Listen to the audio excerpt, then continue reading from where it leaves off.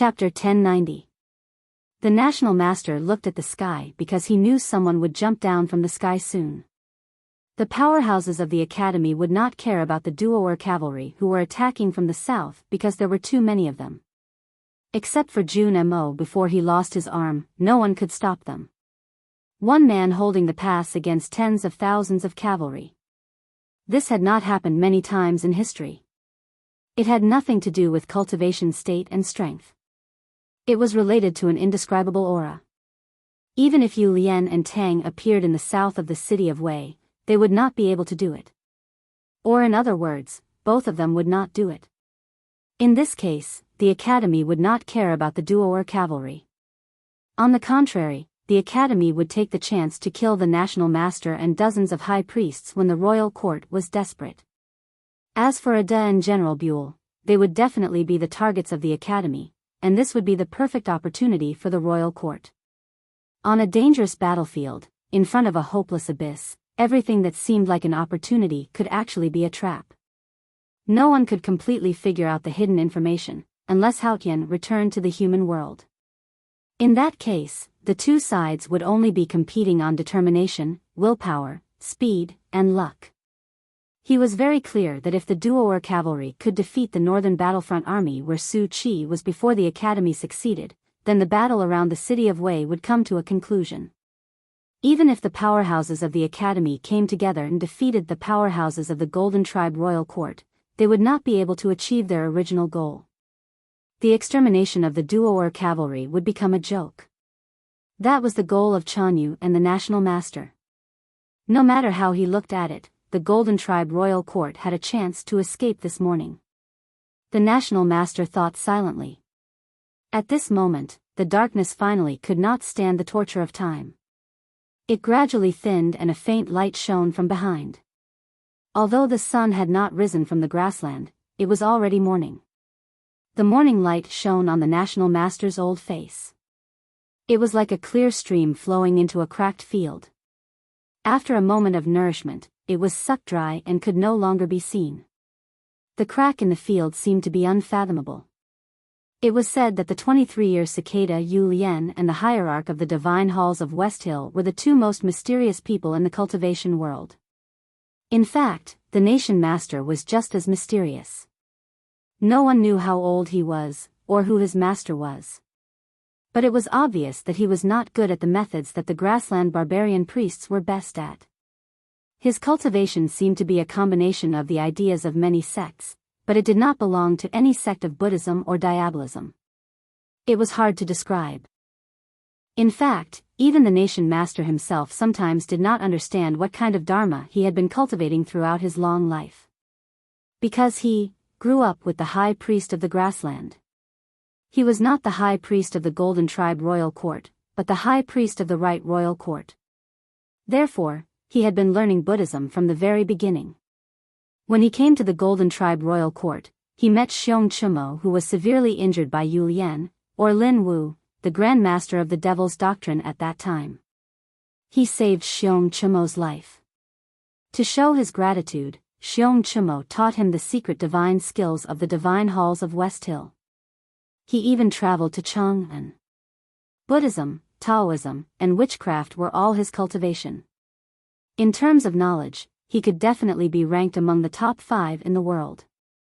He had mastered 3 paths, so his state was naturally unfathomable. However, he still wanted to figure out what he wanted to cultivate in the end. Especially after taking the former Chanyu as his disciple and becoming the National Master of the Golden Tribe, this desire grew stronger. He knew where this desire came from. It was the sense of belonging, or root, that everyone wanted to find. It was not until many years ago that he felt the great will of Haotian. He felt that his body and soul had been washed by snow water and became abnormally clean. He finally understood that it was not important what kind of Dharma he practiced. His sense of belonging had nothing to do with his sect or sect. It was only related to his faith. As long as the faith was right, so what if he cultivated evil? As long as the goal was right, so what if he practiced evil? Perhaps it was because he understood this that his state became more and more unfathomable. No one knew how far he had gone. During the right to light in the Peach Mountain, he did not really fight. That was because Ning Ke used Haotian to control the world. He was too powerful, and he did not want the world to know. Because of his faith, he had to defeat the academy. Even though he had a high state, he still had to spend a lot of effort and preparation to defeat those unimaginable people in the academy. When Yu Lian disappeared from the eastern wilderness, he knew that the day was coming. He had prepared calmly for 3 years. Those carriages that were quietly parked by the mud walls of the city of Wei had also been waiting for 3 years. Even if it did not work, he had a way to trap those too. In this story of the city of Wei, apart from the waiting and forbearance of the national master and the powerhouses of the grassland and the academy, there was another important thing: whether the Duo cavalry could break through the central military camp of the Tang army. In the morning light, it was quiet inside and outside the city. It seemed that everyone was sleeping, but in fact, no one was sleeping. Countless pairs of eyes were staring at the city gate with vigilance.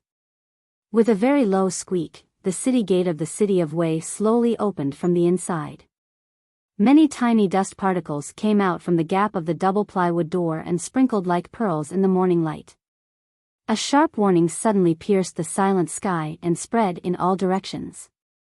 The Tang army's camp in the south of the city suddenly came to life. The Tang army, who had been prepared for a long time, carried all kinds of military equipment and were busy preparing. The final battle between the Tang Empire and the Golden Tribe royal court had begun as usual. The city gate slowly opened and a grassland cavalryman slowly walked out. Both the cavalryman and the warhorse were covered in tough leather armor. Only their eyes were exposed, and they were indifferent and proud. The grassland cavalryman held a long machete in his hand and wore a white cloak around his neck. The cloak fluttered in the morning wind, looking like white clouds in the blue sky. Because their cloaks were like white clouds, they were called the Duo cavalry. The Duo cavalry was the source of their pride. They were the strongest and most loyal cavalrymen of the Golden Palace Chanyu, and the most terrifying existence on the grassland.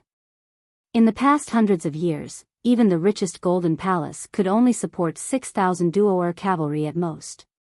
It was these 6,000 Duo cavalry that were the biggest deterrent to the Tang cavalry.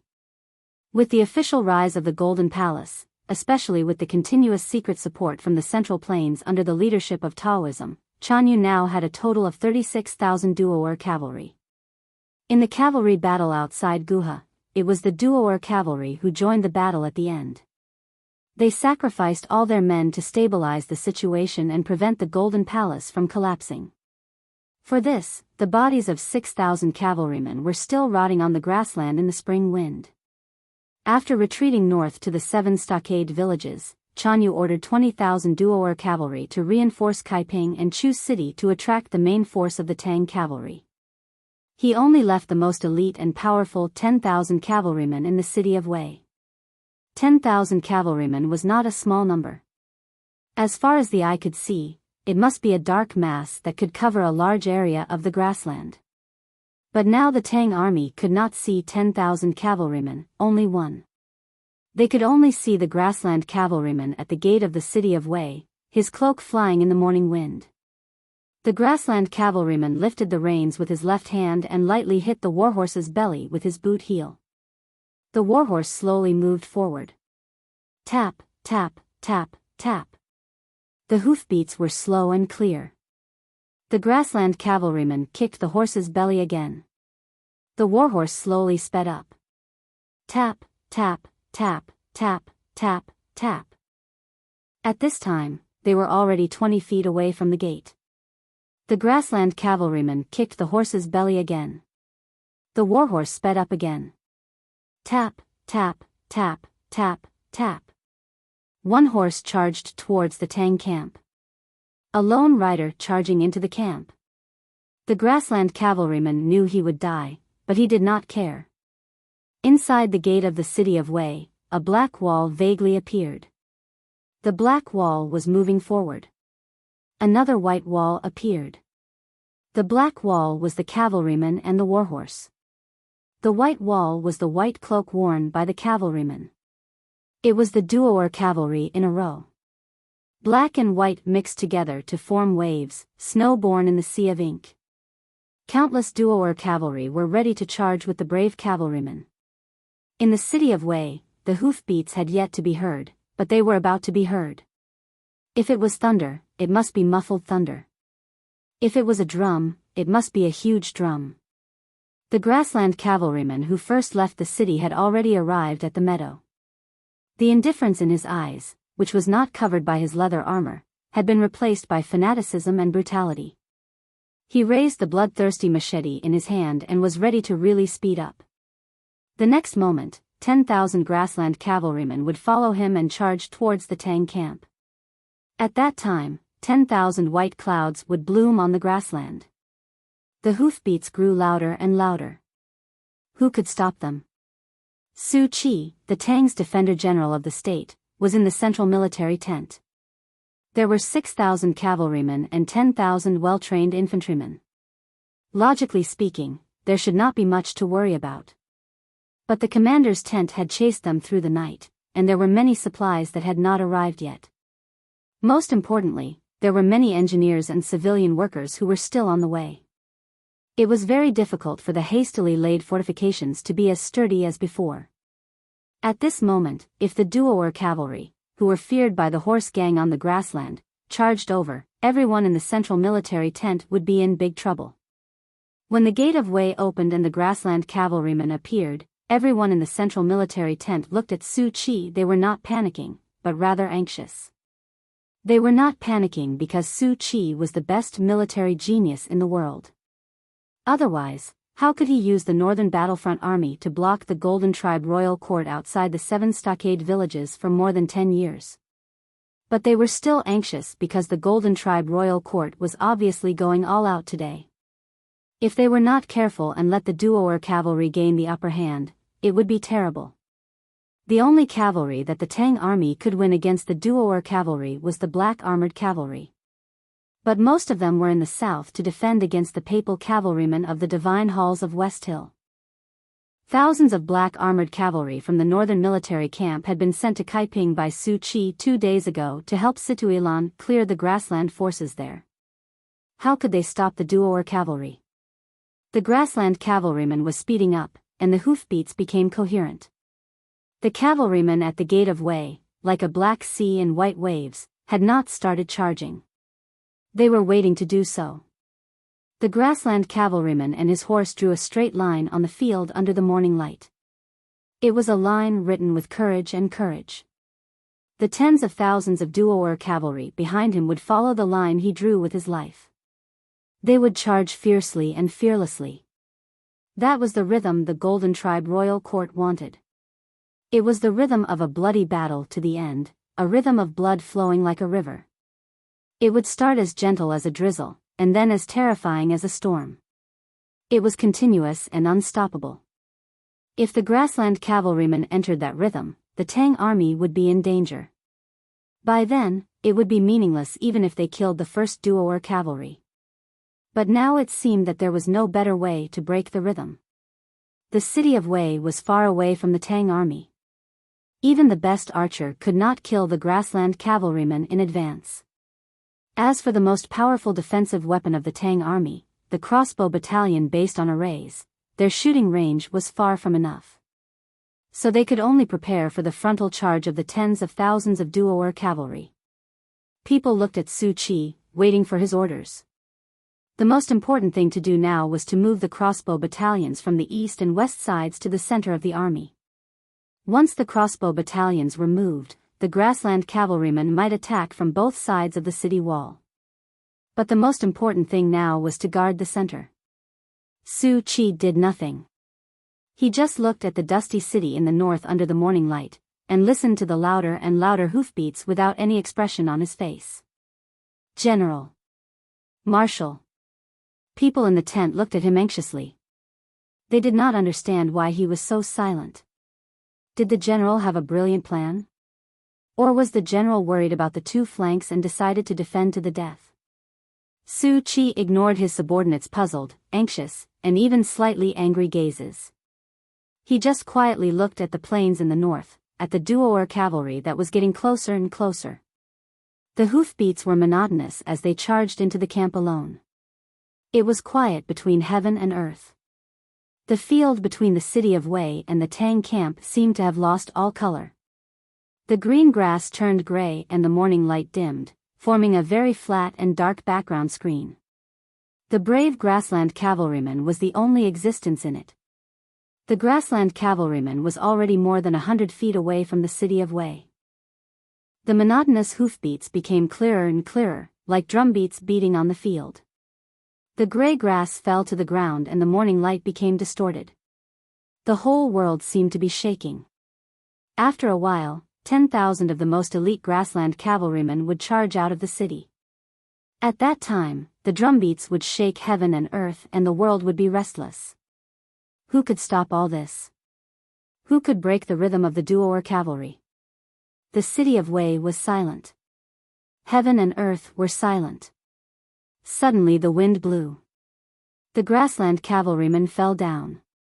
The grassland cavalryman who was charging alone, bravely, resolutely, and silently fell down in the beautiful morning light. A very thin stream of blood splashed in the air. It was abnormally clear under the morning light. The world regained its original color. The dim and cold light became warm again. Death was coming, but it warmed up. Or maybe it was because they finally saw hot blood. The grassland cavalryman fell down from the horse and his body fell heavily on the field. The saddle of the duo cavalry was specially made. It did not tie the horse's feet. The horse continued to charge forward for more than 100 feet before it felt something strange and slowly stopped. It looked back at its master who fell on the field and slightly raised its head. It was a little confused and did not know what had happened. The cavalryman lay on the field in front of the city gate. He did not move, did not struggle, and did not cry out in pain. Because he was no longer breathing. He didn't make any sound, and he didn't leave any last words that were as magnificent as mountains and rivers. He knew he was going to die, but he did not expect that he would die so quietly and so insignificant. The duo cavalry and the horse were covered with tough leather armor. Only their eyes were exposed. He opened his eyes and looked at the sky, which was getting bluer. His vitality had disappeared and only blood was flowing. There was a wooden arrow stuck in his eye. It was a very ordinary wooden arrow. No one knew where the arrow came from. In the quiet field, there was the morning light, the wind, the grass, but no one. I still think I wrote it well. Chapter 1091. In front of the city of Wei, there was a lonely horse and a lonely corpse in the field. Just like the confused warhorse, the people in the city of Wei and the Tang camp did not know what happened. Where did the arrow come from? There was a deathly silence in the wilderness. It was absolute silence. Everyone was stunned. After some time, the hoofbeats sounded again. Another grassland cavalryman set off from the city gate and slowly rode towards the Tang camp in the south. Everyone stared at this cavalryman, knowing that he would die in the next moment. The commander of the duo cavalry of the Golden Tribe Royal Court obviously wanted this cavalryman to die so that he could find out where the arrow came from.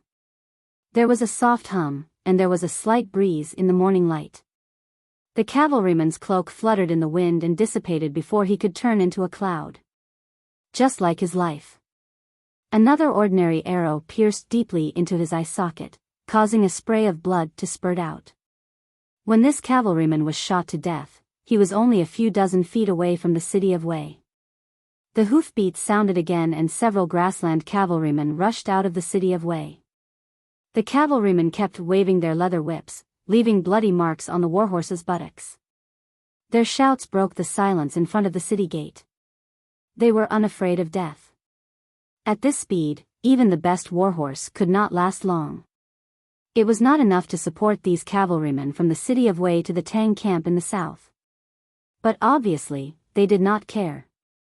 This time, the grassland people did not care about the rhythm, nor did they care about using time and speed to accumulate momentum. From the beginning, they rode at the fastest speed. They just wanted to rush out of the city gate. They could not let the arrow that came from nowhere destroy the momentum of the duo cavalry. They could not let the arrow break the rhythm of the duo or cavalry. They had to prove something.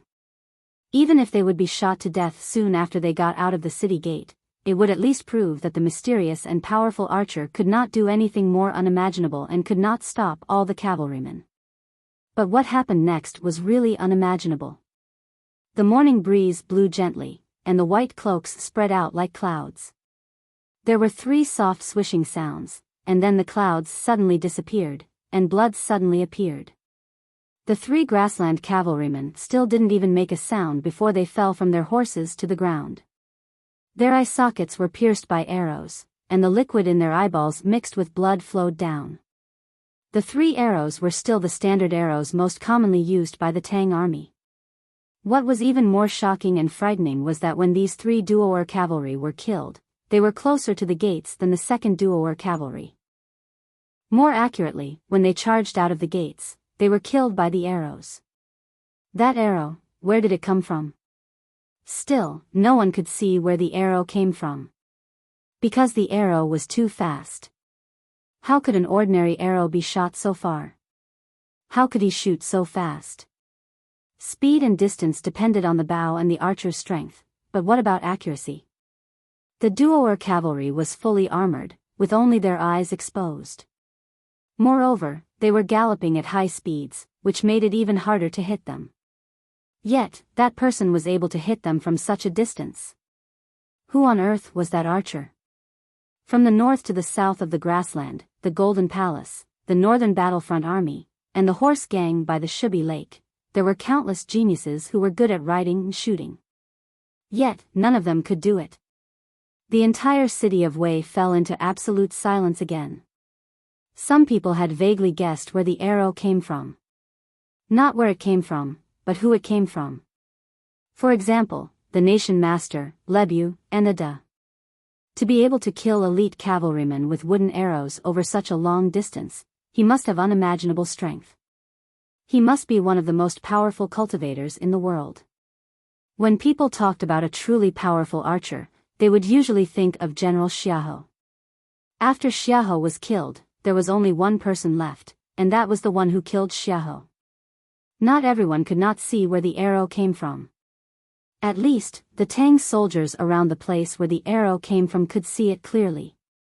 In an inconspicuous fort in the far north of the Tang camp, there was a fence that was built last night. There was someone standing behind the fence, and something that looked like a short fence. A dozen Tang soldiers looked at that person, too shocked to speak. They did not know what to do at this moment. Only then did someone wake up and hurry to report to his superior. That person was wearing an ordinary Tang uniform, just like any other Tang soldier. He held an unusual iron bow in his hand. The body of the bow was dark, with complicated talisman lines engraved on it. The iron bow seemed to have some kind of magic power. The short fence next to the person was not a real fence, but a dense array of arrows. At least 1,000 arrows were stuck tightly in the soil, squeezed together, and looked like a fence. Hoofbeats sounded again in the city of Wei. No one knew how many duo or cavalry were trying to rush out of the city gate. That person took out an arrow from the forest of arrows beside him, placed it on the string, and pulled the bow in silence. When the iron bow was half drawn, he loosened his fingers, and the string returned to its original position. With a swoosh, the arrow flew away. A muffled groan came from the city of Wei in the distance, followed by the sound of a heavy object falling to the ground. At this moment, that person had already taken out a second arrow from the ground, and repeated the previous action. Another muffled groan and the sound of a heavy object falling to the ground came from the city of Wei's gate. Another cavalry was shot down. All the trained Tang soldiers knew that shooting an arrow was actually a breakdown of several actions, starting from the pulling of the arrow and ending with the release of the string. The people watching from the side in shock did not think that there was anything special about that person's action. It was even simpler and more mechanical than the archery actions commonly seen in the Tang camp. Because it was simple and mechanical, it was not tall and straight, not to mention elegant. But that person's arrow was fast, so fast that it was beyond the scope of human imagination. In the direction of the city of Wei, the Duo cavalry's charge was no longer as slow as before. But that person did not act like in some legends. From the first arrow to the sixth arrow, the surrounding Tang soldiers did not blink. It was not because they were too shocked to blink, but because they did not have time to blink. In the blink of an eye, 6 arrows pierced through the air. Logically speaking, these Tang soldiers should not have been able to see the archer's movements. But they could, because the archer's movements were so accurate and steady that it was hard to imagine. There was no change in the repetitive movements. His fingers were always in the same position on the bowstring. Even the sleeves on his forearms did not tremble. The 6 repeated actions were the overlapping shadows in the morning wind. When combined together, it could be seen clearly. But there were shadows. More arrows left the ground, were placed on the bowstrings, and pierced through the air. The grassland cavalry that rushed out of the city fell to the ground, and then smashed into the ground, creating small blossoms of blood.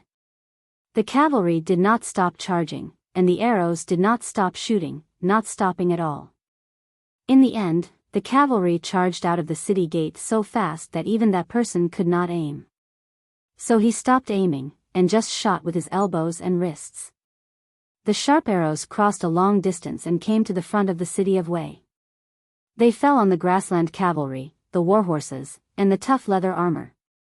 But they broke through the armor. The moment the arrows touched the surface of the leather armor, they had completed their mission. The shafts were twisted into pieces by the huge force, but they still pushed the sharp arrowheads to their final destination. That was deep inside the flesh of the cavalry or their mounts. Looking at the figure of that person behind the fence, the Tang soldiers' eyes became more and more respectful. Everything that happened was so unbelievable. How terrifying the power of those arrows were. What was that person's body made of? How could he shoot so many powerful arrows in a row? Even the martial arts masters in the army had to rest after shooting dozens of arrows.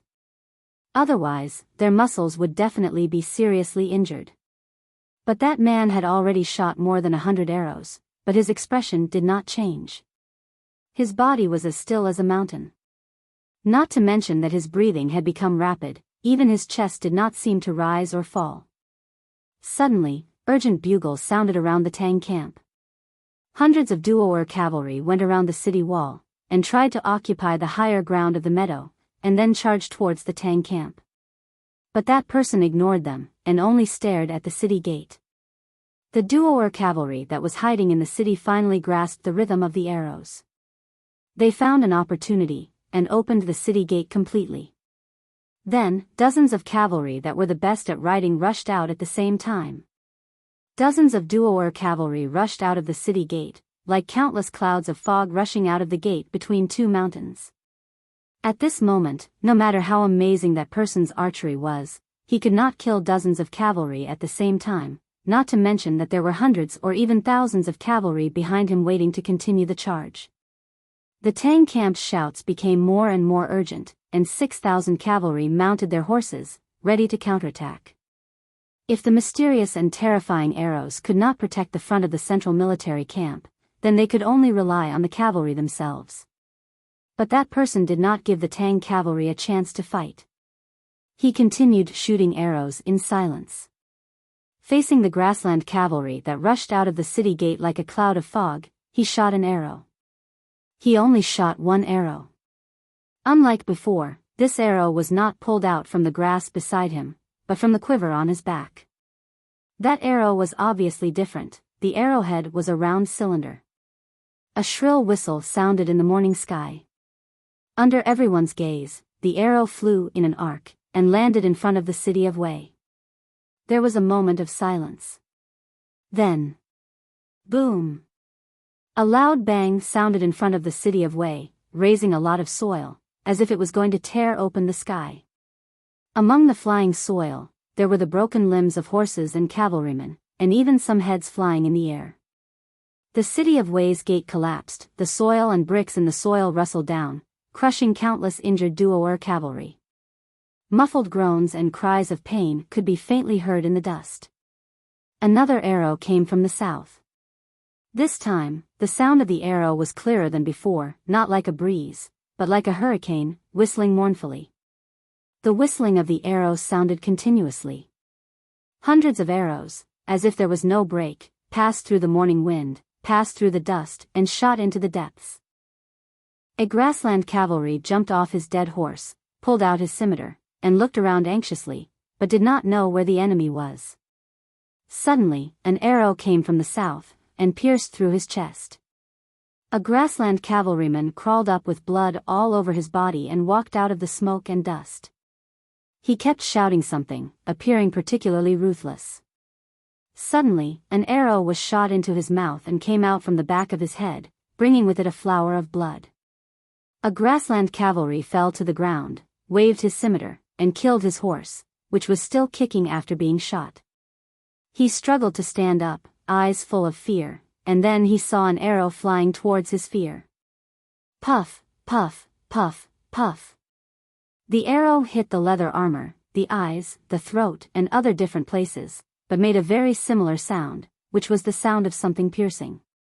Those arrows seemed to have magic power, and could pierce through everything. In the dust in front of the city of Wei, there were deaths everywhere. The sound of arrows and muffled groans, which represented death, rang incessantly. After an unknown period of time, the dust finally settled, and the morning sun fell again, falling in front of the city of Wei, plated with a layer of red light. The morning sun finally peeked out of the grassland, red as if it was stained with blood. The morning sun was like blood, and the front of the city was covered in blood. At this time, the people inside and outside the city had already confirmed where the arrows came from. Everyone looked at the Tang camp, at the fence. Until now, not a single grassland cavalry could rush to the Tang camp. In fact, except for the first 3 cavalrymen, no one could rush out of the city of Wei. It was a mess in front of the city of Wei, with the corpses of the cavalrymen and warhorses piled up into a small hill. Fresh blood flowed down from the small mountain like countless tiny waterfalls. Back then, in front of the verdant canyon, Jun Mo blocked with his sword, and no one could pass. After Jun Mo lost his arm, no one thought that such a scene would appear again. Who would have thought that the scene in the city of Wei would appear again today, but in reverse? Today, with one arrow in the south, no one could come out. That person, with an iron bow and a ground full of arrows, had sealed the Golden Tribe royal court's most powerful cavalry in the city of Wei. At the same time the explosion occurred at the city gates, the hundreds of duo, cavalry that were charging towards the Tang camp from both sides also suffered a crushing blow. The crossbow battalion that had been hiding at the side all this while, released their long-prepared rage and concentrated crossbow arrows at the same time. There was a buzzing sound on the grassland. It was the sound of zither, as if countless zither were playing the same tune. After a while, when the sound disappeared, tens of thousands of crossbow arrows fell at the same time, like a rainstorm. The royal court had designed the route of their charge to pass through the city, because this was the shortest distance and the shortest time. However, no one expected that this route would be so dangerous. The attack from the 2 sides needed to go around the city, so it was not direct enough to break through Su Qi's rain of crossbow arrows. Therefore, the real turning point of the battle was still the middle route, and it depended on whether the duo cavalry could rush out of the city gate. Only by rushing out of the city gate could there be a possibility of continuing the charge, and all the subsequent plans could be carried out. If they could not even rush out of the city gate, how could they talk about anything else? Behind the mountain of corpses that was dripping with blood at the city gate, the angry and violent curses of the nobles of the royal court could be vaguely heard, along with the merciless orders and hurried footsteps.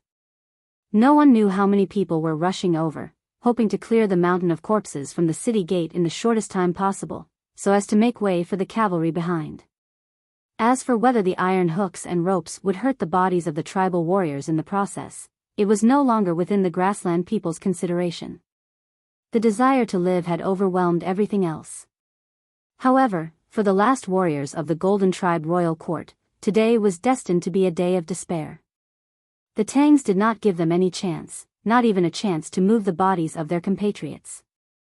Inside and outside the city of Wei, there was suddenly a brief moment of silence. The sky that was dyed red by the rising sun suddenly revealed its original azure color. The wild flowers that were gently swayed by the wind on the fields suddenly stopped moving, and the air that wrapped the fragile petals suddenly became countless times more viscous. The grassland warhorses in the city and the warhorses in the Tang camp outside the city all looked up at the sky at the same time, becoming a little anxious and restless, but too afraid to neigh to vent their emotions. The aura of heaven and earth was undergoing a drastic change. The heaven and earth that human eyes could see did not change at all. It was even more tranquil and beautiful than before. In the silence, suddenly there were countless hissing sounds, and then a horrible scene appeared in front of everyone's eyes. The mountain of corpses of the cavalrymen and warhorses in front of the city of Wei collapsed. He watched as his building collapsed. When the building collapsed, it must have disintegrated, starting from the eaves and beams of the building. The mountain of corpses also began to disintegrate from the inside. The tough leather armor and the strong body of the warhorse instantly disintegrated, turning into countless pieces of flesh and blood. The thin waterfall formed by the blood became much thicker, and then everything fell apart. In the middle of the mountain of corpses in front of the city of Wei, there was a huge gap, about 2 feet wide. Apart from blood and flesh soaking in the bloody water, there was nothing else in the wound. The streets of the city could be seen at a glance. People standing in the city could also clearly see the scenery outside the city. But at this moment, there was no one left standing in the city of Wei. The streets were filled with fallen yellow soil and accumulated dust. The wind was howling incessantly. The peasants and slaves who were carrying the bodies of the cavalrymen, and the hundreds of Duoer cavalry who were standing in the middle of the street ready to charge at the Tang camp, all disappeared. Just like the bodies of the cavalrymen in the gap of the mountain of corpses. These lives, which were still alive a moment ago, had now become formless chunks of flesh and blood. The street became the coldest and most terrifying shuraba in the Buddhism sect. There was nothing left except death. This was a tunnel of death. This was an arrow path. The arrow path extended from the south to the north of the city, breaking a mud wall in the north of the city. Dozens of carriages on the wall emitted clear light, protecting themselves. The corners of the carriages were damaged, revealing something pale inside, which looked like human bones. The national master looked to the south, his face pale. The people who were affected by the arrow path fled in all directions, bleeding, avoiding the second attack that did not happen. There were panicked shouts everywhere, only quieting down after a long time. The people hid behind the wheels, behind the uneasy horses, following the national master's gaze to the south. Their faces were full of fear, and their eyes were even showing signs of losing focus. At this moment, a straight Leng Ningyun slowly appeared in the sky above the streets of the city of Wei. Some people had already guessed who the person who shot the arrow was. Now that the famous Leng Ningyun appeared in front of them, their guesses were confirmed.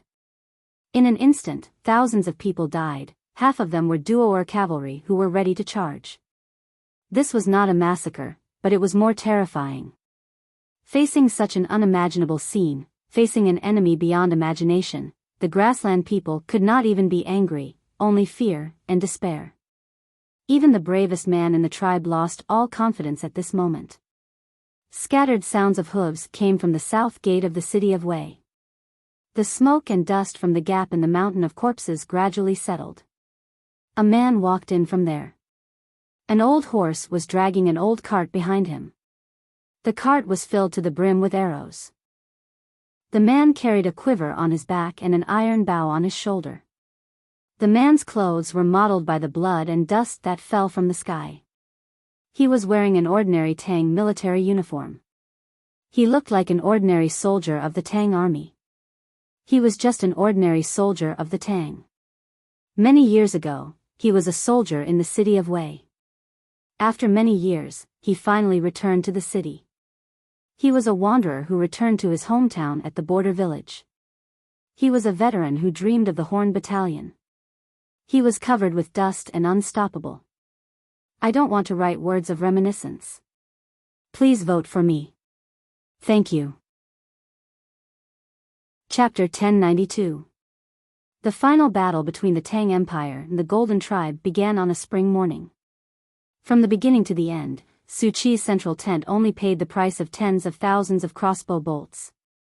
They did not have to do anything else, and over 1,000 of the most elite duo-or cavalry died in the hands of one person.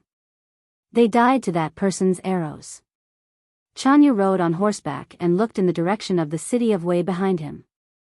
He looked terrible. After the headmaster of the academy ascended to heaven, the unwritten rules in the cultivation world were all erased. Later, Lu Yiqing entered the palace alone and killed the emperor of the South Jin Kingdom. This represented the emergence of a new world and new rules. With the spring wind and rain, the form of war began to undergo unimaginable drastic changes. The few powerhouses might not be able to decide the direction of the human world, but they were starting to have the right to decide the outcome of a war, such as the one in the city of Wei today. In the past, such a change was described by the dead Lu Yiqing, the domineering Hengmu Liren in Qinghe Prefecture, or Jun Emo in front of the Verdant Canyon. But it was not until Ning Ke appeared in the city of Wei that everyone, including Chanyu, realized that he was the only one who could represent the change of the form of war. Ning Ke was the one who could change the course of a battle to the greatest extent. It was because he had the ability, because he had the means, because he had the thoughts and the absolute will. Come to think of it, ever since he started cultivating, any changes he made to his cultivation methods and weapons could eventually be used on the battlefield. They could all be used to cause the greatest amount of damage. Even Yi Hongyu was not as good as him in this aspect. Perhaps it was because among the most powerful powerhouses in the cultivation world, he was the only one who started from the most common soldier. He was the only one who understood the battlefield the best. Therefore, he should be the one to change the war. In the field to the north of the city of Wei, the sound of retreat had already been heard. The sound of galloping horses could be heard everywhere. The remaining 8,000 duo-or cavalry were escorting Chanyu to the depths of the grassland. The Golden Tribe royal court still had many cavalrymen and seemed to be able to fight again. But the duo-or cavalry's morale had been severely damaged. They would never be able to enter the same rhythm again. That was a sure defeat. Chanyu's idea of gambling or risking his life was crushed before it could be implemented. He was defeated before the fight even started, which made him feel real despair. The crossbow battalion was not scary. Even if Su Chi used the crossbow battalion to seal the gate of the city of Wei, it would be meaningless. In fact, he purposely left this opportunity for the Tangs. He believed that his cavalrymen could withstand the terrifying rain of crossbows and turn the pain and death into courage bestowed by the Tingri heaven. He did not expect that the duo-or cavalry, who could defend against the rain of arrows, who could ignore death, would not be able to charge through that person's arrows. Their courage was numbed by the shock. That person seemed to be scarier than death. But so what if they left the city of Wei? According to the calculation of the high priest and the wise men, the Tang army would not give them too much time. The seemingly green and pleasant grassland, the incomparably familiar environment, could only become the graveyard of the palace's cavalrymen. Even if they returned to their hometown in the depths of the grassland, how many of them could survive? Chanyu looked at the road to the north with a pale face. He thought of the loyal warriors left in the city of Wei and the national master and high priests in the south. He felt an extreme pain in his chest. The Golden Tribe royal court was destroyed by Ning Ke's arrows before they could launch their final attack. Although it was hopeless to retreat, it was an inevitable choice. However, if they did not want to be chased by the Tang army, or to be harassed or even destroyed by Ning Ke's horrifying tactics, someone had to stop him. More than 2,000 elite cavalrymen were left inside and outside the city of Wei, ready to sacrifice their lives to slow down the pursuit of Su Chi's 6,000 cavalrymen. As for the cavalrymen in Kaiping and Chu City, they could only be wiped out one by one in despair. Naturally, the Golden Tribe royal court also left someone to stop Ning Quebec. There was no one else. It could not be anyone else. It could only be a de Ning Ke walked on the streets of the city of Wei. His military boots stepped on the powdery organs and blood, making a pa-pa sound. Sometimes it felt like a young girl's bare feet stepping on a barrel of grape wine. He walked out of the southern part of the blood-soaked road and got closer to the flag of the Golden Tribe. He was about to take a step forward when he suddenly retracted his right foot and landed on the ground. He then looked to the side of the road. He alone had scared off the entire Golden Tribe royal court. Throughout history, such a thing had rarely happened.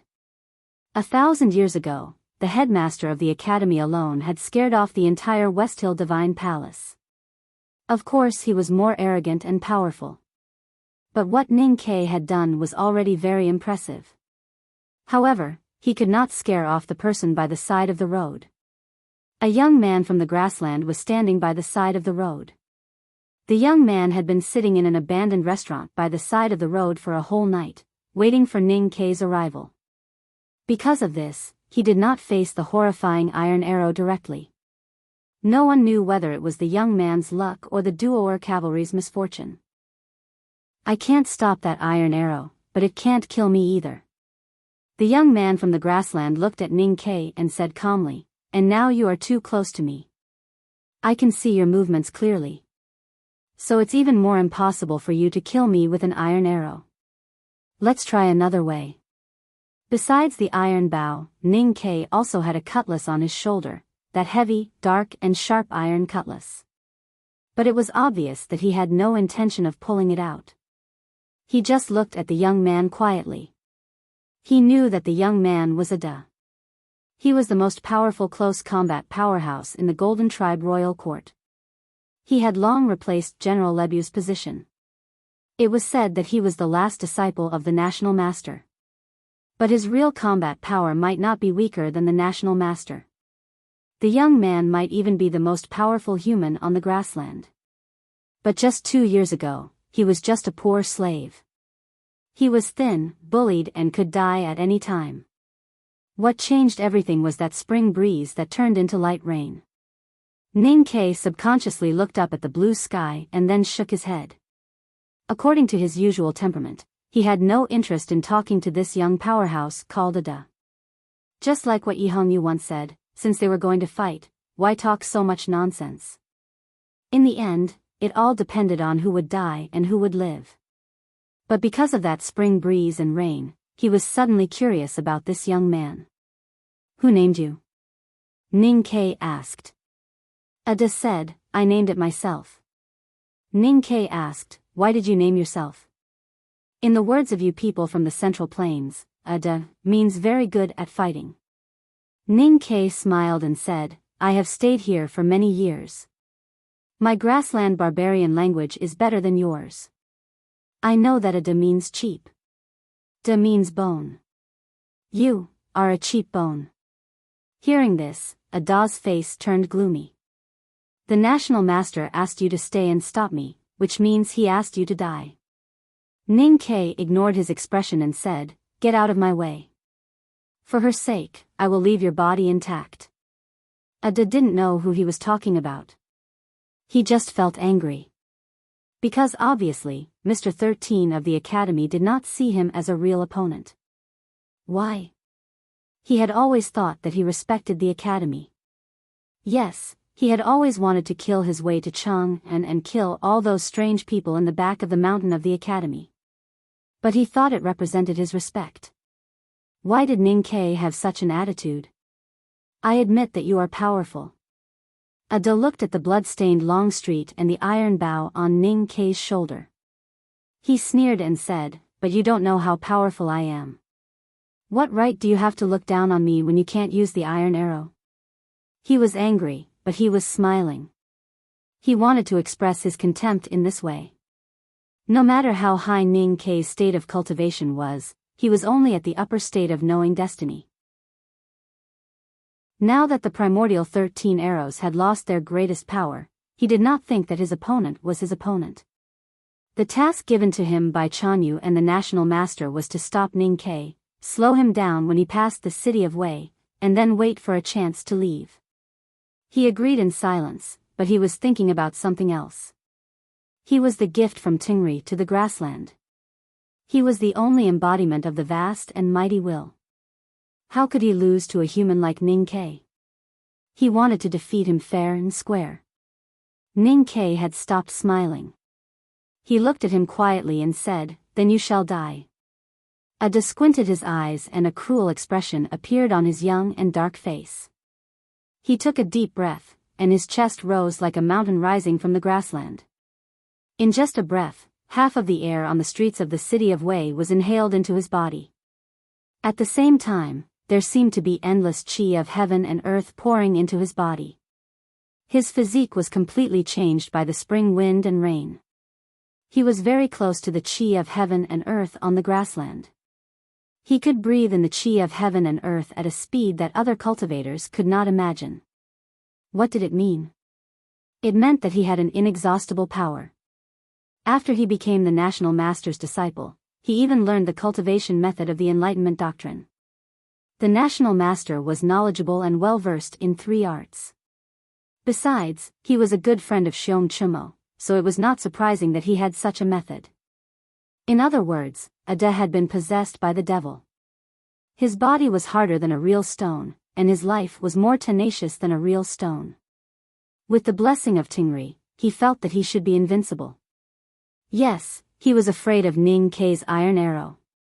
But after seeing the iron arrow today, he still felt that he could try to take it head-on. It was not hard to imagine his strong confidence. As Ada breathed, the qi of heaven and earth was in chaos. A gust of wind blew in the city of Wei. He looked at Ning Ke as if he was looking at a dead man. He wanted to do what Chanyu and the national master did not expect him to do. He wanted to save the fate of the royal court. He wanted to be the new sun on the grassland and shine on the entire human world.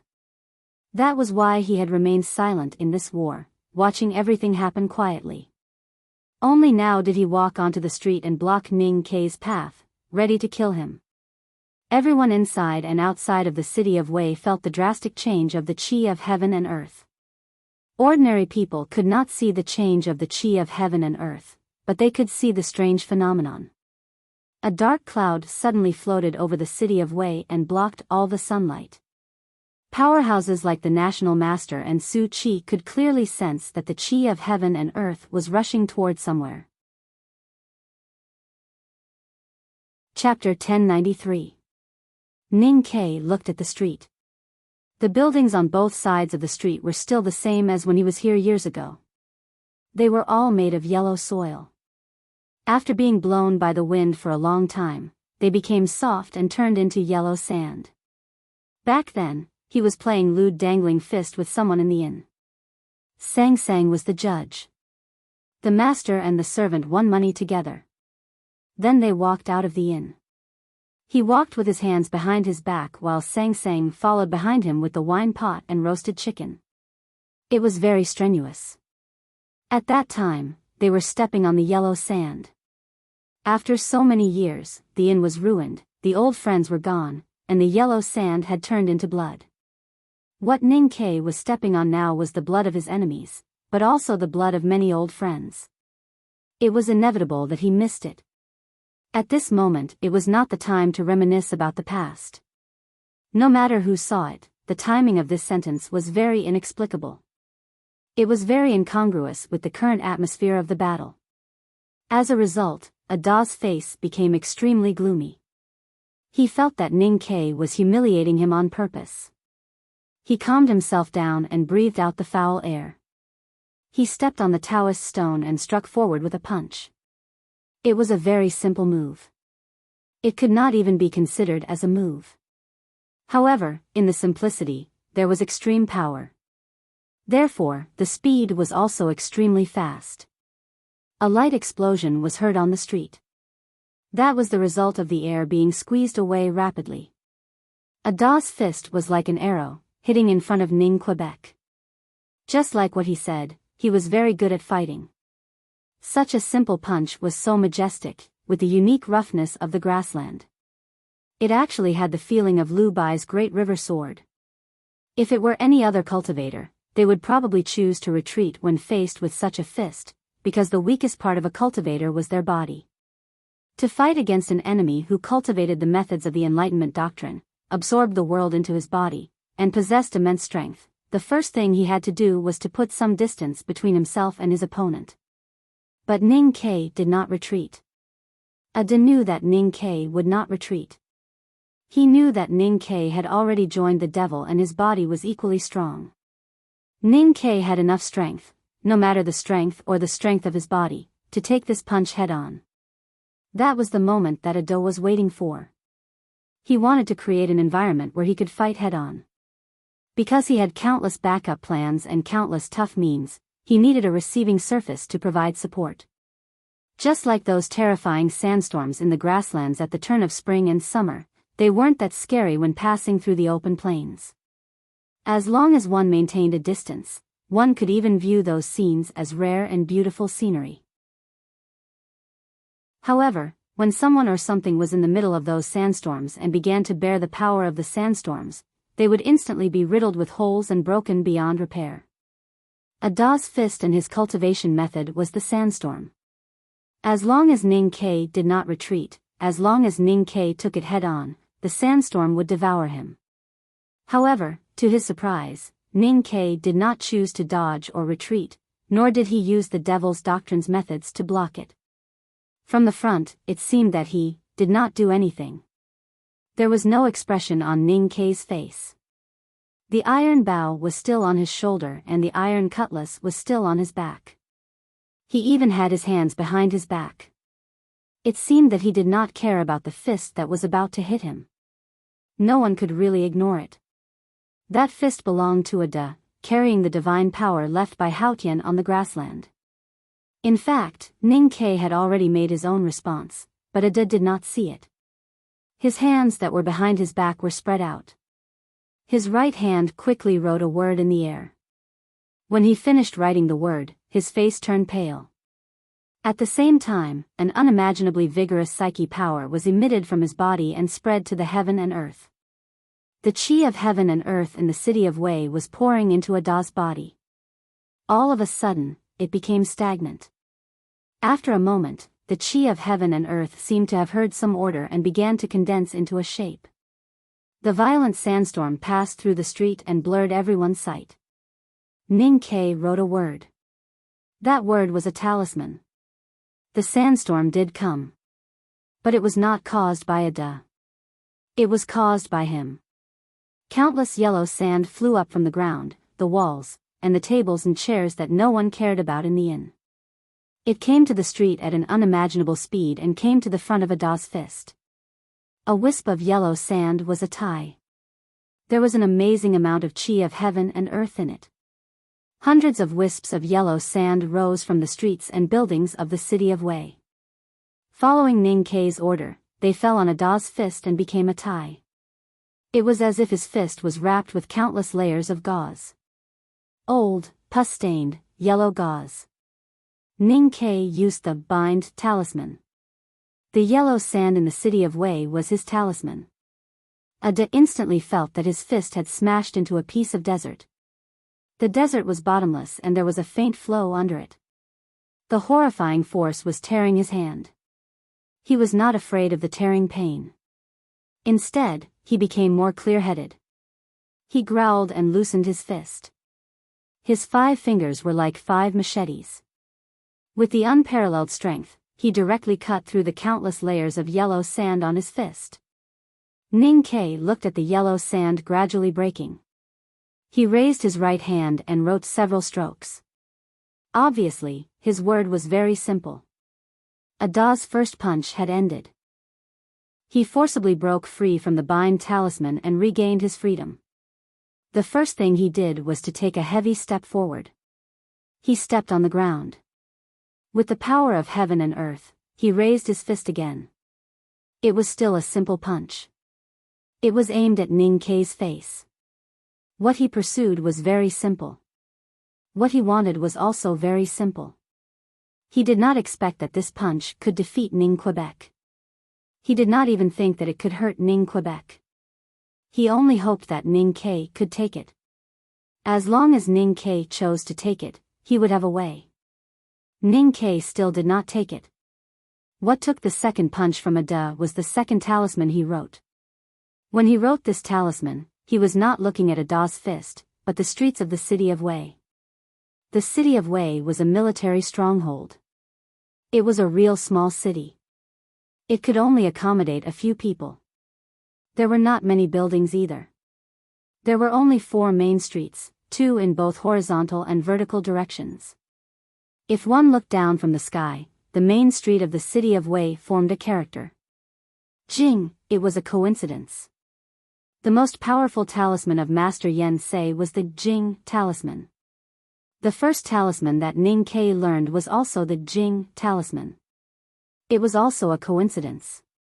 Ning Ke looked at the streets of the city of Wei and wrote the very simple Jing talisman. This talisman had once cut the space on the nameless mountain in the north of Chang'an. It turned the infinite light summoned by Elder Wei Guangming into fragments in the mirror. It could be imagined how powerful this Jing talisman was. Ada's soul was cleansed by the spring rain.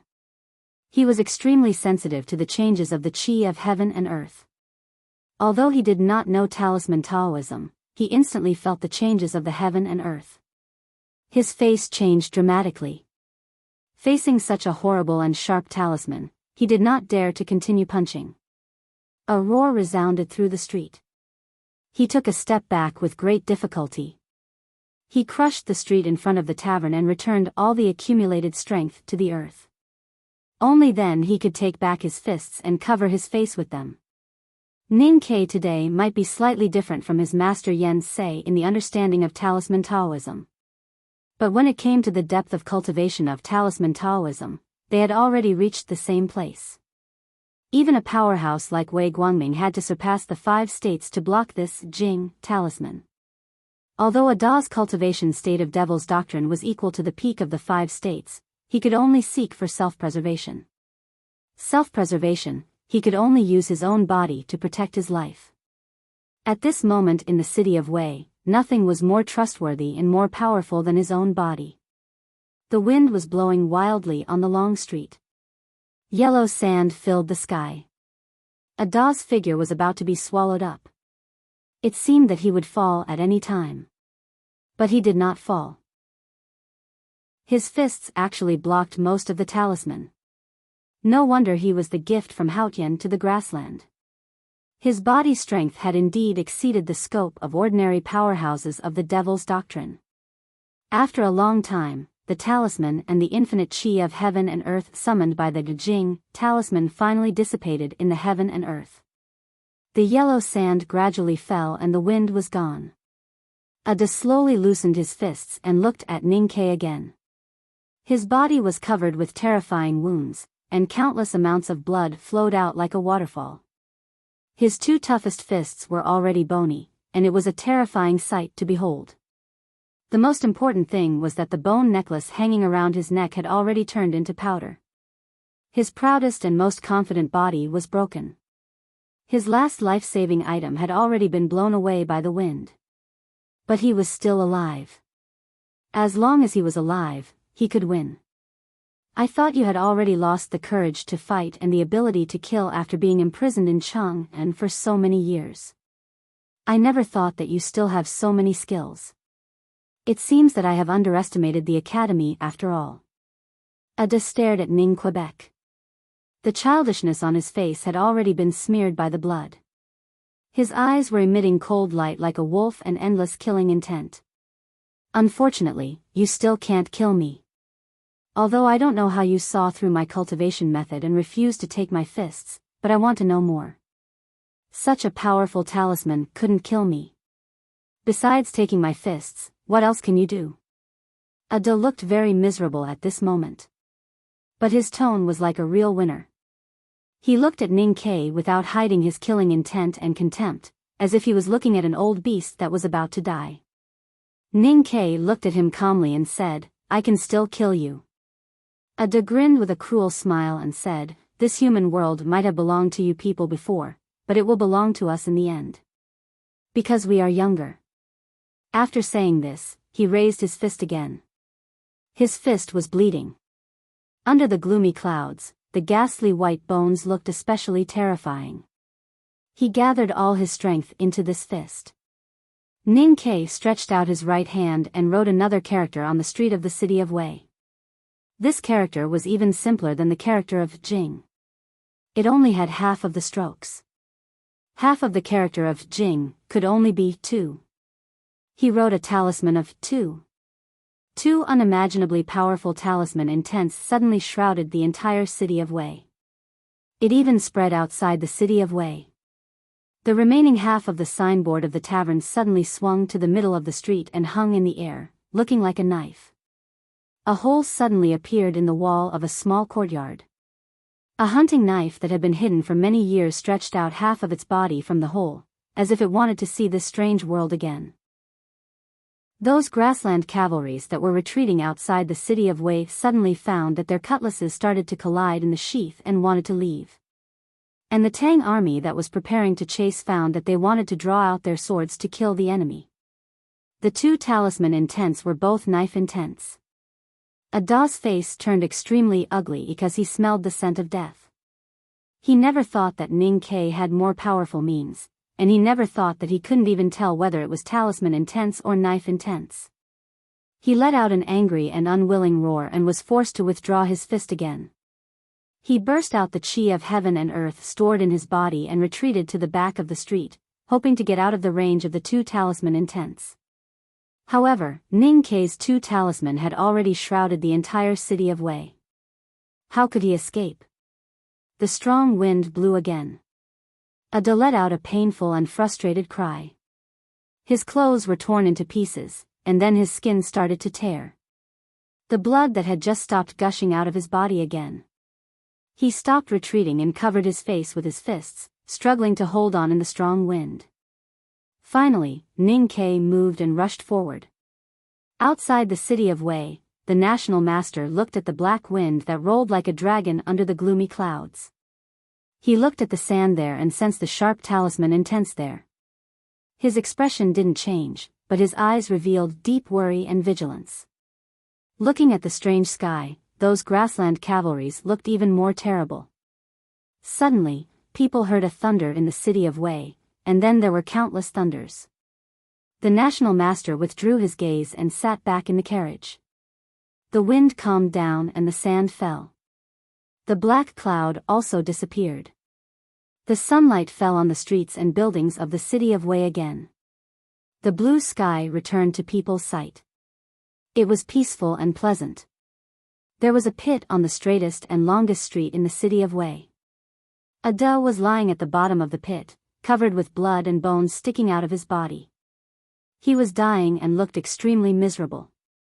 If it wasn't for Haotian's blessing, he would have died long ago. Ning Ke slowly straightened his body. His chest rose and fell slightly, his right hand trembled slightly, and his face was slightly pale. But his expression was as calm as before, as if he didn't throw out 300 punches in a few seconds. The continuous thunder that everyone outside the city heard was the sound of his punches landing on Ada's body. His face was a little pale. It had nothing to do with the consumption of energy, but because he had written 3 divine talismans in a row. Even with his extremely vigorous psyche power, he still felt a little tired. Ada coughed painfully. Blood spilled out from the corner of his mouth. He turned his head with difficulty and looked at Ning Quebec. His eyes were full of confusion and fear. Maybe it was to cover up this emotion, it turned into some kind of contempt at last. He was very unwilling because he still had many tricks that he hadn't used. So he used his eyes to mock Ning Quebec. In the end, you still don't dare to take my punches. Ning Ke didn't say anything. It was not that he didn't dare to take the punches of this grassland lad, but he didn't need to. He didn't care to take it. Just like now, it was not that he couldn't explain, but he didn't want to. What he wanted to explain was another matter. You said you were good at fighting, so I beat you to death. He looked at Ada who was about to die and said, I know it's cruel, but you barbarians don't have the word cruel. So it doesn't matter. I just want your people who are still alive to be more afraid. Yes, many people were scared at this moment, so scared that they were trembling all over.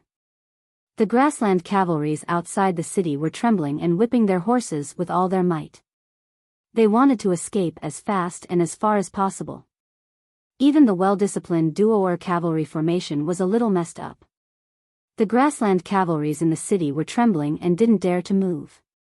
The thunder-like sound of punches landing on bodies in the sandstorm had already made them let go of the reins and cover their ears in fear. No one would have thought that the battle would end like this. In the hearts of the grassland cavalries, Ada was a gift from the immortal heaven to the grassland. He was an undefeated warrior. How could he be beaten like a dog by the Tang army? The national master and Chanyu were clear about the power of the academy. They didn't think that Ada could defeat Ning Ke, but they thought that he could hold his opponent for a while and even find a chance to escape. Who would have thought that Ning Ke could win so easily and naturally? Ada himself had said before that Ning Ke's iron arrow had lost its greatest power. So what else could he do? He was indeed very strong, but he had forgotten one very important thing. He only remembered that Ning Ke's iron arrow could shock the world, and he only remembered that Ning Ke joined the devil. But he forgot that after Ning Ke started cultivation, he didn't cultivate sword, devil or psyche power, but talisman. Ning Ke's real identity had always been a talisman master. He was now a divine talisman master. Since the right to light in the Peach Mountain, he hadn't used talisman for a long time, so many people had forgotten his identity. But he was a divine talisman master, one of the two most powerful divine talisman masters in the world after Yen Sei and the master of calligrapher. A talisman master was invincible in the same state. A divine talisman master could be invincible under the 5 states. Unless he met a real genius like Liu Bai, Jun Mo, and Yi Su who didn't follow the normal rules. A real genius had nothing to do with heaven.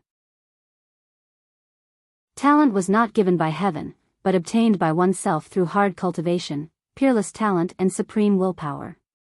Once it was obtained, it couldn't be lost. Ada's cultivation talent and everything he had were given by Haotian. So he wasn't a real genius.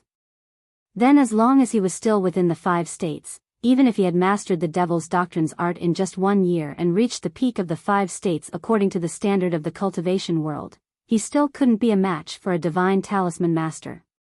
Ada didn't know if he finally understood something before he died. His eyes quickly dimmed.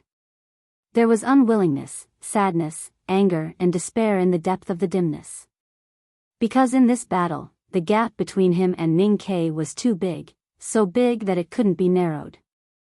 It was so big that it made him feel hopeless. Even if he had to fight again, he couldn't see any possibility of winning. Why? The final radiance of the setting sun before his death allowed him to speak. He blankly looked at the blue sky and murmured, "Why? Why?" At the last moment, the problem that still troubled this grassland lad and made his soul unable to rest had nothing to do with the state of cultivation. It was only related to faith. Ada was very proud and confident because he firmly believed that he was a gift from Haotian to the grassland. He firmly believed that his strength had its own reasons and he would never fail. Wouldn't his failure mean the failure of Haotian? This was something that could not possibly happen. However, in front of this man, this matter just happened as it should. What was going on? "This is my city." Ning Ke looked at him and said, "I left Chang'an, but this is still my city. No one can defeat me in Chang'an, and no one can defeat me here." Ada shook his head painfully and said while gasping, "But Tingri, it's said that you and Hengmu are her gifts to the human world. Although she has always been in charge of the money at home, she didn't ask for my permission before she gave you these gifts." Ning Ke was silent for a moment and then said, "Since she is not here now, I think it's reasonable for me to take back these gifts." I think she would be too embarrassed to object. It was not until now that Ada realized who was the she that Ning Ke said before the battle that he would leave his body intact for the sake of her. His eyes became extremely confused, and then he started to cry silently in despair and pain. In the end, he closed his eyes and couldn't see the sky anymore. "From now on, I will keep killing people at night. Please cast your monthly votes to help me kill. Thank you." Chapter 1094. Ada died. No matter whether he accepted the fact or not, he closed his eyes and left the world. It had been exactly 1 year since he became a powerhouse of the royal court from a slave. He was a young man from the grassland. He had a firm belief and a true love for his tribe. It was indeed cruel to destroy his belief before he died. Ning Ke was a cruel man. Ning Ke had always been a cruel person. He knew how cruel and bloodthirsty this grassland lad was when he killed the Tangs. But he was not a perverted person who would destroy his enemy's faith before his death to gain some kind of pleasure. He inherited Lotus Mantle, but he was not Lotus. The reason why he said those words to Ada at the last moment was that he always insisted on a principle: a man could live a muddled life, but he should die sober. He asked himself that, so he treated others the same way. And the time he said those words was also the time for him to adjust his chi circulation. Since he was free, he should do something meaningful. When Ada closed his eyes, he had finished adjusting his chi circulation. The raging waves in his sense of perception had calmed down. The crystal bead condensed by the Great Spirit in his lower abdomen was shining brightly. Everything was in order. He looked at the grassland in the north outside of the city of Wei. He bent his knees slightly, and the bluestone under his feet cracked inch by inch. An unimaginable power passed from his knees to the ground and back again. With a loud bang, he left the street and jumped to the blue sky. It was like jumping to the blue sea. He jumped very high and broke through the cool air. In an instant, he was far away from the ground and was more than 1,000 feet high in the sky. Looking down from here, the city of Wei had become an inconspicuous mound and the wilderness seemed to have become a big carpet. The flag of the Golden Tribe Royal Court could be seen faintly in the distance. But he did not know if Chanyu was there. On the wilderness, hundreds of clouds of dust were getting thicker and thicker. Each cloud of dust represented a grassland person who was running for their lives. They were running for their lives because they wanted to survive. Because he was high, he could see very far. He looked around, trying to see something, until the Tianqi Mountains became a black line in his sight. But he still did not see the person he wanted to see. He was not the headmaster of the academy and could not truly fly freely. No matter how high he jumped, there would always be a moment when he would fall. However, he could choose the timing and direction of his fall. The next moment, he landed on the surface of the wilderness. His speed became faster and faster. The wind blew against his Tang uniform, making a crackling sound like an explosion. But he did not even squint his eyes. He had to stare at the place where he landed. As he got closer and closer to the ground, he could see the cavalry and carriages galloping across the plains clearly. He could even see the terrified expressions on the cavalry's faces and the wooden boxes on the carriages. Those carriages were his targets. The national master of the Golden Tribe Royal Court was in that carriage. As for Chanyu and the last cavalryman of the Golden Tribe Royal Court who had fled dozens of miles to the north, he did not care. What he needed to do now was to kill that mysterious and powerful imperial tutor. There was a deafening sound of air tearing in the sky above the wilderness. A person's figure fell from the blue sky like a meteorite. Behind him, there was a faint flame caused by the friction. However, because he fell too fast, he was completely left behind. The grassland warhorses were terrified and kept neighing. They ignored the whipping of their masters and spun around on the spot. The carriages stopped where they were. No matter how hard the drivers shouted, they could not move forward. There was a loud bang. One of the carriages was smashed and turned into dust. The carriages turned into countless splinters of wood that were as thick as fingers and shot out in all directions. The horses and cavalrymen who were unable to escape immediately had many wounds on their bodies. Miserable cries rang out incessantly, and the scene was extremely bloody. The dust gradually settled and Ning Ke's figure appeared in front of everyone. He looked at the national master in front of him and said, "It seems that you have long guessed that I would come." The national master of the Golden Tribe sat cross-legged on the ground in front of him. His old face looked calm. Ning Ke jumped down from the sky and crushed the entire carriage with one foot, but he did not kill him. Just when his foot crushed the carriage and came to the top of the national master's head, the National Master suddenly disappeared from where he was and came to the other side of the carriage. When the entire carriage was destroyed, the National Master sat on the plains. There were weeds and wildflowers everywhere on the plains and they surrounded him. The National Master did not pick any wildflowers. He just looked at one in front of him and said calmly, "I have been waiting for someone from the academy to jump down from the sky. I just did not expect that it would be you." Ning Ke looked around and looked at the seemingly scattered carriages. He felt a mysterious and strange aura gradually becoming stronger. The aura was filled with the primitive smell of blood. "This is what you've been preparing for?" He looked back at the National Master in front of him and said, "You should be very clear that no tactical array can hurt me, no matter how strong it is." The wrinkles on the National Master's face relaxed at the same time. He looked at Ning Ke and said expressionlessly, "You have mastered the Great Spirit and your body is as hard as gold and stone. But this does not mean that you are really invulnerable." After saying this, his figure suddenly appeared more than 10 feet away and stood on another carriage. The wind on the grassland blew on his coarse clothes and the ordinary wooden bead chain swayed gently. He looked at Ning Ke and said calmly, "The academy is indeed extraordinary. I thought I had valued you enough, but I did not expect that I still underestimated you. I thought that you would at most be at the peak of knowing destiny state after leaving Chang'an. I did not expect that you could defeat Ada so easily. But I still want to try to trap you. If I can trap you, I will have the chance to kill you." The National Master did not say this, but Ning Ke understood what he meant. He looked at him and thought of the 2 times that the National Master showed ghost-like movements. He slightly raised his eyebrows. He had a weird feeling because it did not make sense. Even the most powerful cultivators, such as the Abbey Dean and the eldest brother, who were in the distanceless state, could not come and go as fast as lightning in such a small area. He looked around and looked at the carriages scattered in the field. He felt the primitive and barbaric smell of blood and the gradually materialized array intent. He roughly grasped something.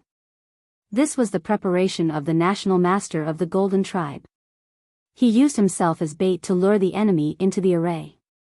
His original position was the array eye, but he had the ability to leave and trap the enemy. It was a simple method, but it was very difficult to realize. Because he had to be able to get rid of the enemy, especially when the enemy was a cultivator at the level of Yulien or Ning Quebec. The ability to get rid of the enemy was even vaguely connected with the distanceless state to a certain extent. The National Master stood on the carriage in the distance with his eyes closed. He put his palms together and kept chanting something silently. It was neither the Buddhist scriptures nor the Taoist canon. Listening to the weird sounds, it was more like the witchcraft prayers commonly used by the grassland priests. The chi of heaven and earth on the grassland changed dramatically. Countless gusts of wind blew from all directions and stopped outside the caravan. They began to roll up continuously, sucking the air in the caravan and throwing it into the sky. In an instant, the air around Ning Ke became extremely thin, and the warm and pleasant feeling brought by the morning breeze and morning light disappeared. In the next moment, Ning Ke smelled a strong smell of blood. The air around him suddenly became extremely cold. The smell of blood and coldness even invaded his body and reached the depths of his sense of perception, snow mountain and ocean of chi. His psyche power was a little stagnant, and the spinning speed of the crystal-clear water droplets condensed from the Great Spirit in his lower abdomen was forced to slow down. "No matter who comes to persuade me, I will not change my mind. I don't need anything to help me to make up my mind. But what you have done can give me more powerful excuses when eldest brother questions me in the future." The National Master understood what he meant. After a moment of silence, he said, "Everything is an excuse." Ning Ke looked at the horse carriage under his feet. He looked at the slightly damaged box on the carriage. He looked at the faintly visible white bones in the box. Finally, he slowly took a step forward. "So tired. My neck. I haven't had it for a long time. I want to resume swimming."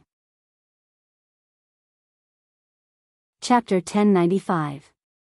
Ning Kei's steps were firm. Unfortunately, he still couldn't get closer to the national master.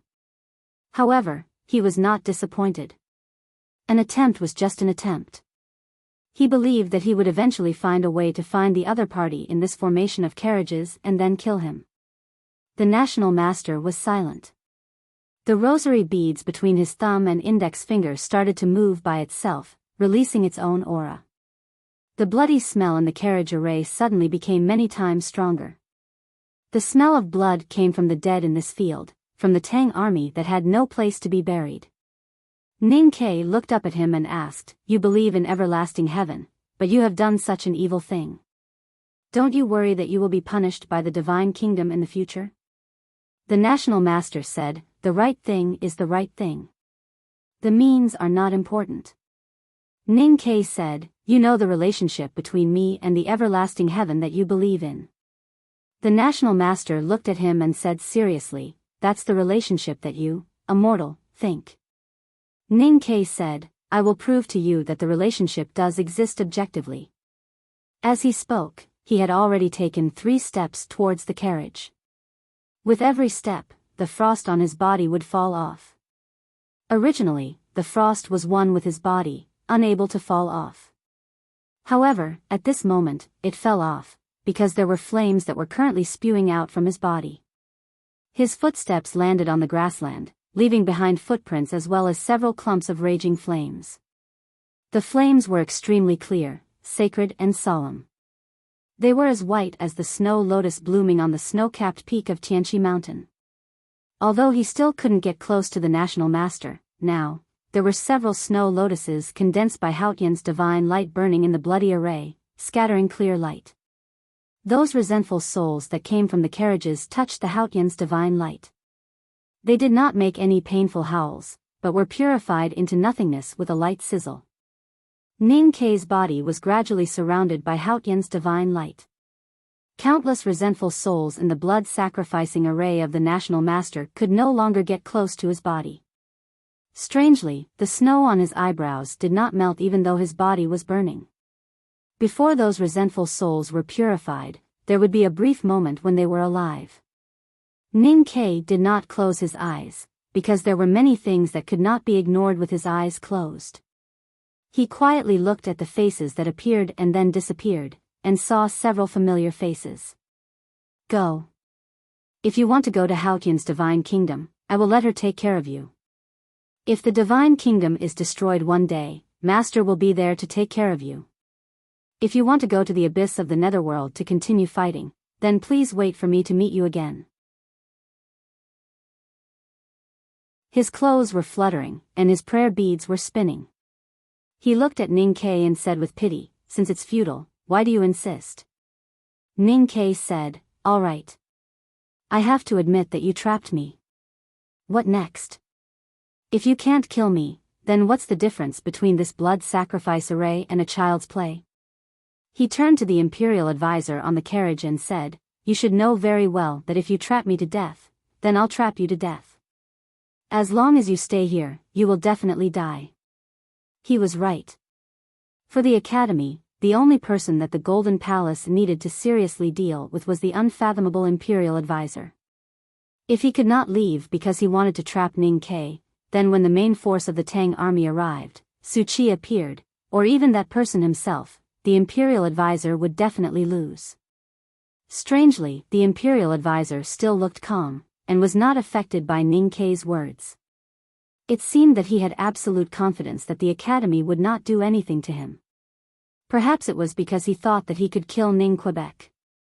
More than a dozen high priests appeared from all over the grassland, and then walked to the front of the array. Ning Kei's gaze passed through the burning Haotian divine flame and fell on these people, and on the human bones necklaces in front of their chests. He said, "Finally." The Golden Palace had always used these high priests who were good at witchcraft to fight against the cultivators of the Central Plains. Every high priest had the same level as the cultivators of the Central Plains in the lower knowing destiny state. What would happen when more than a dozen high priests joined the blood sacrifice array? Those old high priests, with trembling lips, began to recite the strange scripture that the nation preceptor had recited before. Then, they began to dance and twist their bodies, performing a dance that no one could understand. The grassland priests were good at witchcraft. The scripture was a spell, and the dance was also a spell. More than a dozen carriages collapsed, and the wooden strips wrapped around the boxes on the carriages cracked, revealing the iron bars inside. The iron boxes slowly floated into the air, and the last one to float was the iron box that Ning Kai had cut deep into the ground. It fell down along with the soil, as if it was an unearthed monster. All the iron boxes were filled with human bones. They were all human skulls, and the remnants of the souls of the deceased were absorbed by the imperial advisor and high priests with the secret witchcraft of the grassland, and scattered in all directions. It was an unimaginably huge pressure, which came from the soul and was applied on top of it. It was invisible and intangible, but it was real, like a giant mountain, directly bombarding Ning Kai's spiritual world. Ning Kai groaned, and blood spilled from the corner of his mouth. But his eyes were still clear. Since he had merged with Sang Sang in the Buddha's chessboard, his body, soul, and psyche power had already reached the peak of the human world. The pressure from countless souls might be able to crush the sense of perception of a powerhouse at the peak of the knowing destiny state, but it could only hurt him. He could still hold on. But being trapped by the blood sacrifice array, it was not a good idea to hold on like this. He did not know how long he could hold on. What he needed to do now was to break the array and kill the enemy. Breaking the array and killing the enemy were two sides of the same coin. In order to break this terrifying blood sacrifice array, the key was to kill the Imperial Preceptor. In order to kill the Imperial Preceptor, he must first find his position and determine where he was. However, the problem now was that he didn't know where the Imperial Preceptor was. The National Preceptor was clearly here, right in front of his eyes, on the only remaining horse carriage, yet he seemed to be in a faraway place. He seemed to have merged with the blood sacrifice array, yet he seemed to be looking at this place from somewhere else. Why did he have such a feeling? Previously, when he jumped from the sky, he did not step on the head of the China Master. Later, the Imperial Advisor came and went freely. Maybe there was something hidden in it? Ning Kai looked at the Imperial Advisor standing in the horse carriage. He looked at his clothes and wooden beads fluttering in the morning wind. He squinted his eyes, and the strange feeling became clearer. Suddenly, he sensed something and looked up at the sky. He saw that in the dark clouds that were disturbed by the blood sacrifice formation, an extremely thin line suddenly appeared. There seemed to be countless resentful souls in the dark clouds. They were the people who died on the grassland. They were the sins of the Golden Tribe Royal Court over the years. But they were also the collective killing intent of the Golden Tribe Royal Court towards their enemies. Looking at the dark clouds, Ning Kai could clearly feel the terrifying murderous intent of the Golden Tribe Royal Court. He also had a deeper understanding of the array intent of the blood-sacrificing array. He was sure that it was not something that he could break at the moment. However, his expression suddenly became relaxed. His eyebrows that were once again covered with snow were slightly raised.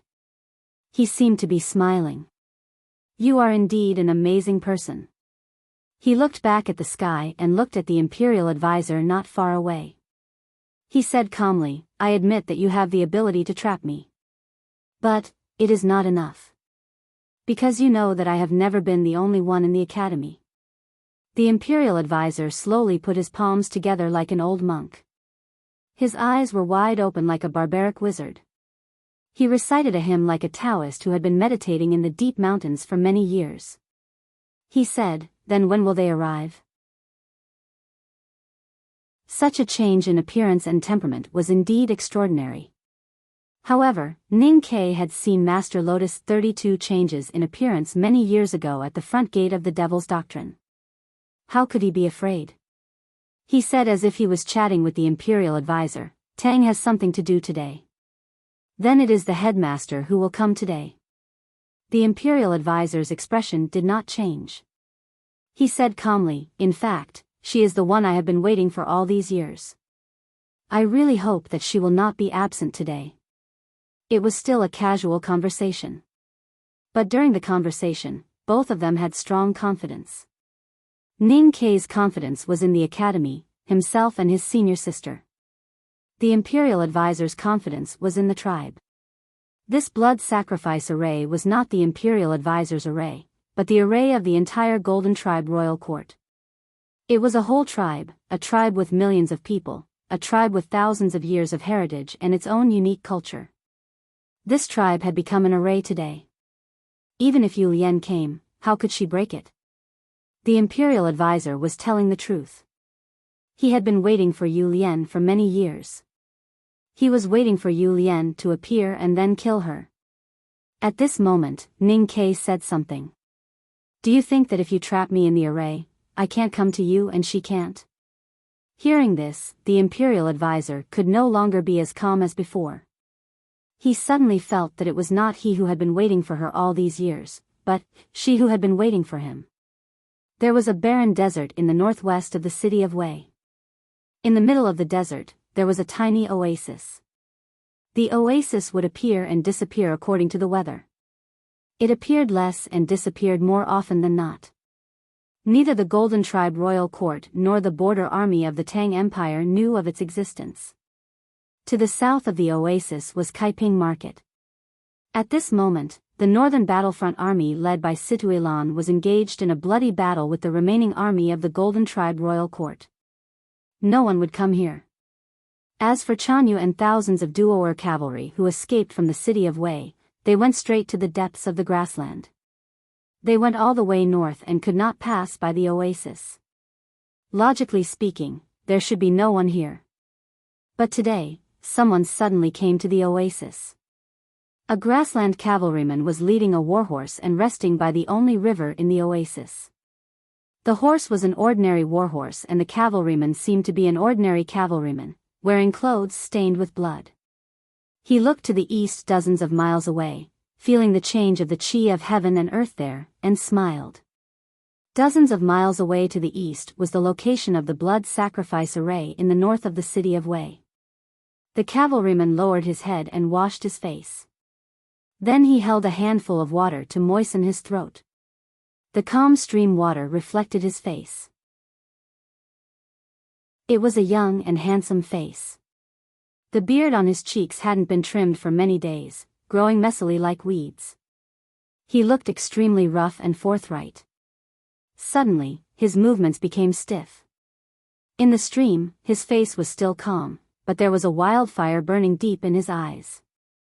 The clear water slowly leaked through the gaps between his fingers, just like the time that flowed away in his life. When the water completely flowed away, he raised his head and looked to the other side of the stream. A girl in a yellow dress appeared on the other side of the stream. The young girl looked to be around 12 or 13 years old.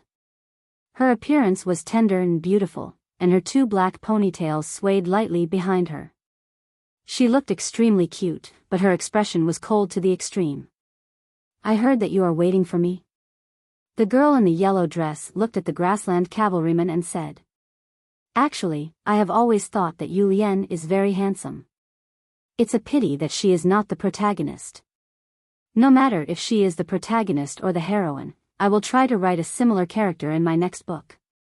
Then tomorrow's update will be very late. If there is any uncertainty, I will ask my leader to report to you. Chapter 1096. The grassland cavalryman was a little surprised. He looked around to make sure there was no one else, and then asked, "Who are you?" He didn't answer the girl's question. Instead, he asked for her identity. It seemed very natural, like a real chance encounter. However, in such a remote and unknown green province, it was impossible for a lone grassland cavalryman and a young girl in a yellow dress to meet by chance. He just wanted to give it a try. Unfortunately, the girl did not want to talk too much with him. "You are Ninkia, and I am Yu Lian," said the girl. The grassland cavalryman was silent for a moment. He stood up and wiped the remaining water on his hands. He looked at the other side and said, "You are indeed the legendary 23-year cicada cultivation. You can see through me. In this world, Few people knew that the real name of the national master of the Golden Tribe Royal Court was Ninkia, just like few knew that the surname of the hierarch of the Divine Halls of West Hill was Xiong Chimo, and few knew about Yi Hongyu's childhood. But she knew. She knew everything. Because she was the Grand Master of the Devil's Doctrine, the mysterious 23-year cicada cultivation. Her name was Yu Lian, and her real name was Lin Wu. Her life was shrouded in fog for others and the entire human world, but she could see everything clearly. Yu Lian looked at him and said, "Your array is indeed interesting." A big array composed of the killing souls and countless resentful souls of the entire Golden Tribe Royal Court was only interesting in her eyes. Of course, it was not easy to get such a comment from her. What was more interesting was the National Master himself. The National Master was at the blood-sacrificing array, but in front of Ning Ke, he was at the stream dozens of miles away in the west. In front of Yu Lian, he was no longer old and tired, but a spirited young cavalryman. What exactly happened? The imperial tutor was already dead, or rather, the old imperial tutor was already dead. He sacrificed all his life for the blood-sacrificing array. His body had decayed into dust, leaving only his spiritual consciousness and the so-called divine soul. Then he turned into this young grassland cavalryman in an unimaginable way. The strange feeling that Ning Ke felt in the array was because the National Master was not real. However, he could not find where the National Master's real body was. Fortunately, Yu Lian could find it. The Imperial Advisor had exhausted his lifespan to create that terrifying blood sacrifice formation. Who would have thought that Yu Lian did not even go there? Instead, she casually walked to the bank of the stream and arrived in front of his real body. The grassland cavalryman had a regretful look in his eyes. If you stared into his eyes, you could see the vicissitudes of life and the sense of calmness that could only be formed by age. Don't feel regretful. Yu Lian looked at him and said calmly, "No matter if you're reincarnating, hiding, or possessing. How can you hide from my eyes?" Yes, this kind of method, which was beyond the scope of human beings, seemed extremely magical and incomprehensible, but who was Yu Lian? She was the 23-year cicada cultivation. She practiced the most incredible and magical method in the cultivation world, and she had experienced the most bizarre and unimaginable changes. The methods used by the imperial tutor were not qualified to be mentioned in front of her. Suddenly, there was the sound of cicadas by the stream. There were no cicadas in the wilderness. There had never been cicadas. But now there were cicadas chirping. It was not mournful, but rather peaceful. Because Yu Lian moved. She lifted her feet and stepped on the clear and peaceful surface of the stream, slowly walking toward them. The wind on the grassland blew her yellow dress, making her look like a little fairy walking on the waves. The Imperial Advisor looked at her bare feet and said, "I thought you would jump down from the sky, but I didn't expect that you would walk over the water." Yu Lian said calmly, "Just like everyone thought that you would guard the rear for the Golden Tribe Royal Court and try your best to keep the people of the Academy here. But I didn't expect that you wanted to escape long ago." The Imperial Advisor asked, "Can't the Academy let me escape?" Yu Lian said, "No, because you are indeed very powerful." After a moment of silence, the Imperial Advisor said, "Thank you. I just wanted to trap you. I want to leave the last bloodline and kindling for the tribe. As for me, I am indeed going to travel around the world." Yu Lian said, "I said, don't feel sorry. You can't fool my eyes. A moment ago, Ning Ke said the same thing over there." The Imperial Advisor looked toward the direction of the blood-sacrificing array in the east. He had some secret connection with that place. He sighed and said, "My regret is not that I failed to hide it from you. I never expected to do so. I only regret that you didn't enter my array." Yu Lian said, "Do you think your array can trap me?" The Imperial Advisor turned to her and said, "My array can kill you." Yu Lian said, "Xiong Chimo thought so too. I'm different from him." The Imperial Advisor said calmly, "I'm stricter than him. And when we were at the back of the mountain of the Academy, he didn't know who you were, but I always knew." I've been waiting for you. Yu Lian said, so what? The imperial advisor held the hilt and looked at her who was walking slowly on the stream. He said, I want to have a try. He looked like a rough grassland cavalryman. Especially when he held the hilt tightly, a murderous aura that only the army could have shot up to the sky. In stark contrast to his aura, the cavalry uniform on his body began to tear apart. His beard fell without any wind, and even his hair fell down. In just a few moments, he had turned into a monk. A young monk with a murderous aura, a bloodthirsty but kind face. Yu Lian walked to the bank. There was not even a drop of water on her bare feet. She looked at the young monk and praised, not bad. Not bad might be extraordinary. At least at this moment, the young monk who was blessed by the bloody killing intent of the entire Golden Tribe royal court might really have that wonderful state. Yu Lian sighed with emotion. She was not afraid or even nervous. She was calm even when facing the Abbey Dean's unimaginable state of pureness, not to mention now. She reached out a finger and pointed it between the young monk's eyebrows. The chirping of the cicadas by the stream suddenly became more intense. They seemed to be restless. The weeds turned into grass chips and danced in the sky like countless cicada wings, cutting the space. Her first move was the most powerful move that surpassed the 5 states. The young monk could not avoid it at all, so he did not dodge. He stared at the slender finger that was getting closer and closer. Ignoring the grass chips that cut his skin tens of thousands of bloody wounds, he held the hilt with both hands and slashed forward. You miscalculated one thing, the machete was just an ordinary machete. It pierced through the sky, but it seemed to carry the will of countless people and the murderous intent of countless people. There was no saber radiance, but it only moved the heaven and earth. In the world of the machete, the young monk looked at Yu Lian's eyes quietly and told her that she was wrong. Although she saw through his plan and did not walk into his array, she had already walked into his array as long as she came to his side. Because he was the array eye. Wherever he was, the array would be there. This was not an ordinary machete, but a blood-sacrificing array. It carried the killing intent of the entire Golden Tribe royal court, which had been accumulated for hundreds of years, and slashed at the young girl in yellow dress. No matter how powerful Yu Lian was, how could she withstand the will of the entire tribe? Facing the young monk's earth-shattering machete, Yu Lian's response was extremely simple. Her response was not like that of a grand cultivator who had surpassed the 5 states, but more like a child who had just started martial arts. Her method was somewhat presumptuous and even ridiculous. The method was the method of the hand. She put her hands together and wanted to clamp the machete between her palms. Was it really presumptuous? No, it was simple to be terrifying. Everything she did was reasonable.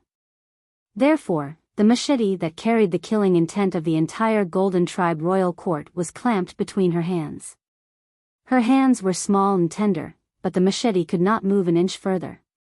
Her body looked very small, but she seemed to have endless power.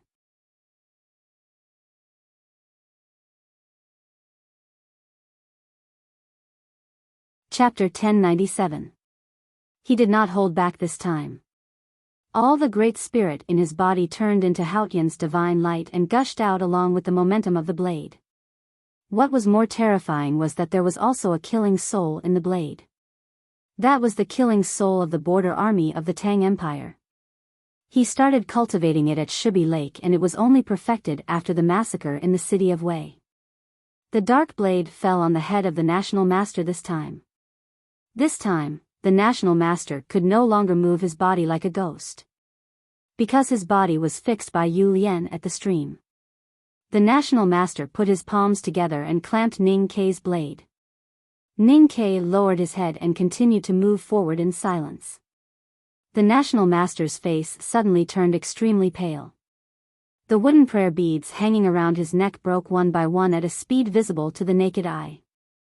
They turned into wood dregs and were blown away by the wind. This blood-sacrificing array was indeed marvelous. The array would be wherever the National Master was. Even though they were dozens of miles apart, the arrays were still connected. Therefore, his whereabouts were hard to track as they reflected each other. But now, Yu Lian caught his blade in the west and Ning Ke slashed him in the east. The senior sister and junior brother from the academy used the simplest method to break his trap.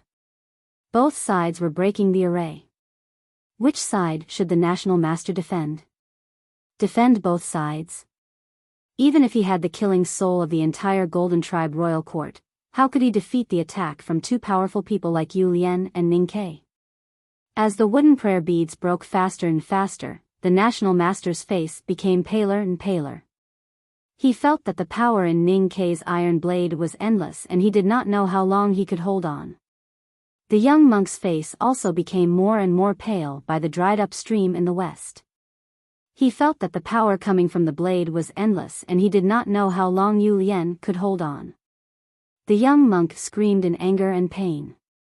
The machete in his hand trembled violently. Almost at the same time, dozens of miles away in the east, the old national master on the horse carriage also screamed unwillingly. The wooden prayer beads hanging suddenly broke and a terrifying aura shrouded the entire carriage array.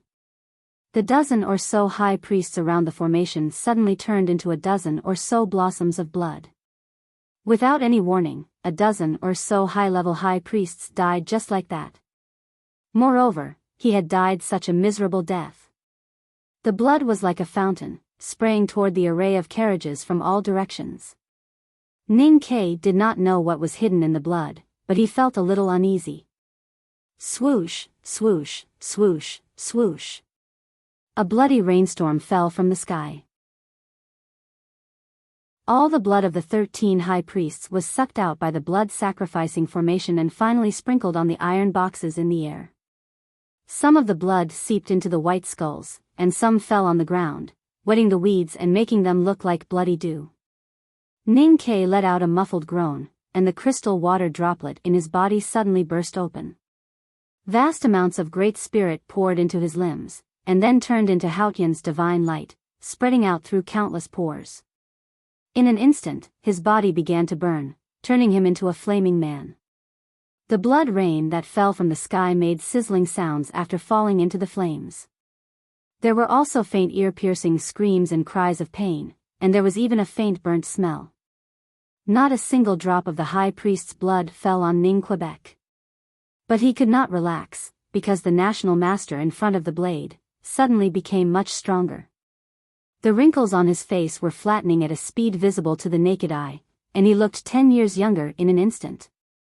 Could this be the strongest move of the blood-sacrificing formation? Ning Ke did not know that by the stream dozens of miles away in the west, the young monk had suddenly disappeared. The machete was deeply inserted into the dry and cracked ground. The national master used the lives of more than 10 high priests to do one thing, and that was to reunite the blood-sacrificing formation. In other words, the young monk had instantly returned to the field. This was the reason why Ning Ke saw that the national master had become younger quickly. Ning Ke did not know the reason, but he knew that he had to temporarily avoid it. The iron cutlass turned in the air and avoided the young national master's strong will. Without hesitation, he dragged the cutlass and drew something in the blood rain with his trembling right hand. The national master chose to return to the east instead of letting the old national master's soul return to the young monk's body. The reason was simple. In his eyes, Ning Ke was still not as scary as Yu Lian. He subconsciously wanted to avoid Yu Lian. The east and west were dozens of miles away, and he used the formation to return as fast as lightning.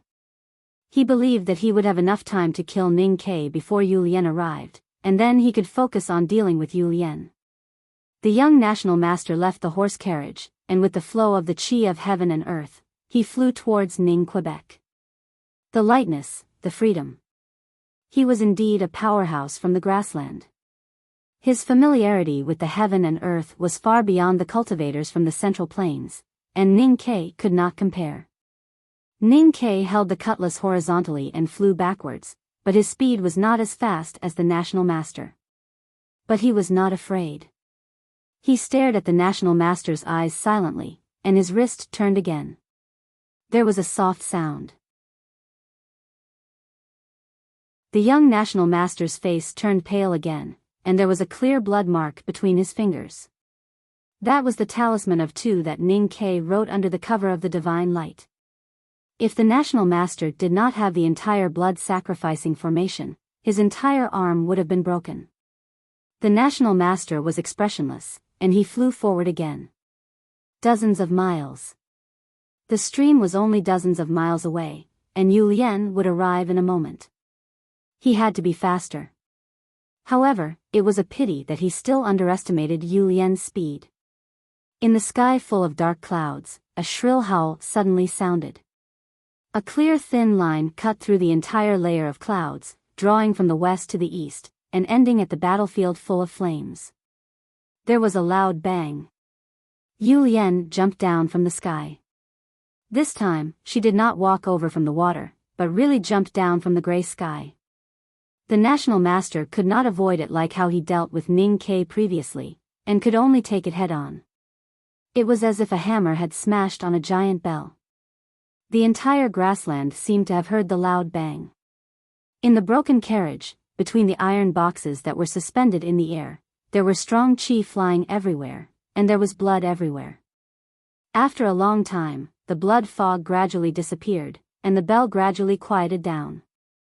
There were a few deep wrinkles at the corner of the national master's eyes. Under his feet was the cracked ground, behind him was the iron box that contained the white bones, and in front of him was Ning Ke, who was covered in divine light, and Yu Lian, who had her hands behind her back. There was silence, or perhaps she was adjusting her breath and resting. I've lost. The national master looked at the academy's senior brother and junior sister, and smiled with some difficulty. He said, "Actually, I've lost the moment you saw through me. I never thought that I could defeat both of you at the same time." Yu Lian was expressionless, and she did not speak. Ning Ke was very calm. He said, "Then why don't you kill yourself? What are you doing? But it's still very difficult for you to kill me." The imperial preceptor squinted his eyes and looked at the 10 metal boxes floating in the air. He looked at the white human skulls in the boxes and said slowly, "I have already merged with this formation. If you can't break this formation, you won't be able to hurt my foundation. And the power of the human world can't break this formation." Ning Ke said, "There is no array in the world that can't be broken. Even if this array contains the killing power of the Golden Tribe for hundreds of years, when I mobilize more than 100,000 Tang soldiers, I can easily break it by spitting. But that needs time." The national master looked at him quietly and said. Yu Lian suddenly said, "I never like things that are too troublesome." Her yellow dress floated in the air, and she reached out to hit one of the iron boxes. Previously, when she jumped down from the sky, the Grand Tutor was covered in blood. At the same time, a crack appeared on the corner of the metal box. Now, as her petite palm landed, there was another terrifying sound that reverberated in the grassland. Boom! She slapped again. Boom! The national master's face became extremely pale. He sat cross-legged on the last horse carriage, and struggled to maintain the array. But Ning Ke did nothing. He put the iron cutlass back into the sheath, and walked under Yu Lian. He quietly watched what she was doing, as if he was enjoying a good show. Yu Lian slapped for the third time, and the crack on the iron box finally widened. The iron box that Ning Ke could not cut open with his iron cutlass with all his strength, and the iron box that was made of secret iron refined by the fire of the soul for a long time, was cracked by her small hand. The national master looked at Yu Lian and frowned. He said, "Do you really think that you can break my array with your physical strength? 23 years cicada cultivation, you think too highly of yourself." As expected, as he finished his words, the smell of blood came out from the depths of the white bones in the iron box, and then the crack on the iron box became smaller at a speed visible to the naked eye. Yu Lian frowned, and seemed to be a little displeased. Ning Ke looked up at her without saying anything. The wind on the grassland blew the hem of her dress. Yu Lian took a breath. The wind around the carriage formation was so strong that the yellow skirt was fluttering, and looked like a flag. She took a deep breath, causing her slightly curvy chest to heave up and down. Previously in the city of Wei, a Da's deep breath had sucked in half the air and the qi of heaven and earth in the street into his body. Yu Lian seemed to be sucking in all the qi of heaven and earth in the whole grassland into her body. She raised her small white hand again. Her hand fell on the iron box again. There was a loud buzzing sound. The broken pieces of the carriage were blown in all directions by the violent hurricane. Ning Ke groaned, and resisted the power by force. Blood flowed out from the ears of the national master. The violent sound wave spread far and wide, even hundreds of miles away. In front of Kaiping Market, the cavalries of both sides who were fighting desperately suddenly stopped waving their weapons, and covered their ears with their pale faces in pain. The war horses were even more pitiful, and fell to the ground in pain. Yu Lian's small face was also a little pale. But her expression was still like ice, transparent and indifferent. She reached out and patted the iron box again. With a cracking sound, the iron box was broken. The yellow skirt kept flashing above the wilderness. She hit more than 10 times, and the horrible sound wave spread around, and the iron boxes were broken. Countless white skulls fell to the ground with a rustle. A pure Haotian divine flame gushed out from Ning Ke's palm, and instantly burned those skulls to ashes. Those resentful souls that were imprisoned by the national master and the high priests finally got a real release. The blood sacrifice array was broken. The national master was covered with blood, and his pale and old face was full of blood and sweat. He looked at Yu Lian, and his eyes were full of confusion. He did not understand how she could break the blood sacrifice array that he had prepared for years with only her strength. I don't think too highly of myself. Yu Lian returned to the ground, and walked to him with her hands behind her back. She looked down at him and said, "You are standing too low, and the power of the human world cannot break the array. You don't even know what is power." The wind on the grassland gently blew the yellow skirt. She was so small and thin, but so tall and big. She was a little girl, but also a great guru.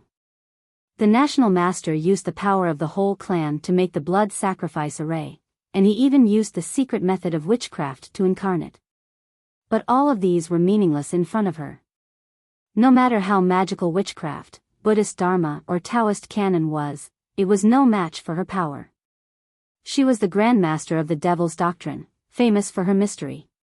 She had disappeared in the cultivation world for 23 years. And no one knew that she had been practicing hairpin-style small regular script by the east window of the old library of the academy. That was because the headmaster wanted her to calm down. She calmed her mind and stopped thinking about other things. Conspiracies and Dharma access were no longer important. She cultivated herself to be extremely pure. Purity was in the mind, and purity was in the power. She returned to the origin of the cultivation of the devil's doctrine, and returned to the most correct path. So she became the most powerful person in the devil's doctrine for thousands of years. She was not immortal, but she could move mountains. She could even move a mountain, not to mention a few iron boxes. Salute to the bean, I don't think I have failed. The national master looked at the blood flowing like a waterfall on his body, and his old face suddenly showed the last bit of confidence. He looked at Yu Lian and Ning Ke and said, "At least I saved the last bloodline of the Golden Tribe." According to the time, this terrifying battle between the powerhouses in the north of the city of Wei had lasted for half a day. Chanyu and the Duoer cavalry might have run more than 100 miles away. It doesn't matter how far they run. Is it meaningful? Ning Ke looked at him and said, "You know very well that they will all die." At this moment, snow suddenly fell from the sky. Although the wilderness was much colder than the central plains, and there were times when it suddenly snowed at the end of spring, it was still warm around the city of Wei yesterday. Why did it suddenly snow now? Ning Ke looked up and found that it was the dark clouds that were summoned by the blood sacrifice array. Because they had blocked the sunlight for too long, the clouds below started to frost, and now it finally fell. The snow became heavier and heavier, and gradually became a blizzard. During the blizzard, it was the most difficult to track, unless it was a real powerhouse. The National Master thought that this was an opportunity for the Golden Tribe royal court. Because he had already guessed that Tang should be leading the desolate men to resist the counterattack of the divine halls of West Hills cavalry in the eastern wilderness. Only Yu Lian from the academy came, and she should not be fighting again. "Look, it's snowing." He looked at the snowy sky and said with a smile, "This is the salt that Tingri sprinkled on the human world. It will protect his most devout followers and guide them out of the valley." Yu Lian looked up at the sky and slightly squinted her eyes. She said, "That girl always liked to add too much salt when she was cooking in the back of the mountain. Now that I think about it, it's really annoying." The National Master was slightly stunned, and then he understood what she was talking about. He could not help but sigh bitterly. As a devout follower of Haotian, it was really painful to talk to those who had lived with Haotian for a long time in the back of the mountain of the academy. Ada in the city of Wei was like that, and now his relatives were like that. The blizzard came very suddenly. In just a moment, the wilderness was covered with a thick layer of snow. The snow was so dazzling that it was hard to see the scenery in the distance. Suddenly, a soul-stirring roar came from the depths of the blizzard. It should be the roar of some kind of beast, but the sound was too loud. It seemed that the beast must be extremely huge to have a resonating cavity that could transmit the sound in all directions. The National Master looked into the blizzard and faintly saw many black shadows approaching slowly. Those black shadows were very tall, and each of them was like a small mountain. As the National Master of the Golden Tribe, he could naturally guess what was coming. His expression suddenly changed. Logically speaking, it was impossible for such a powerful beast to come to such a place in the south. The earth trembled slightly, and the snow was shaken until it became soft.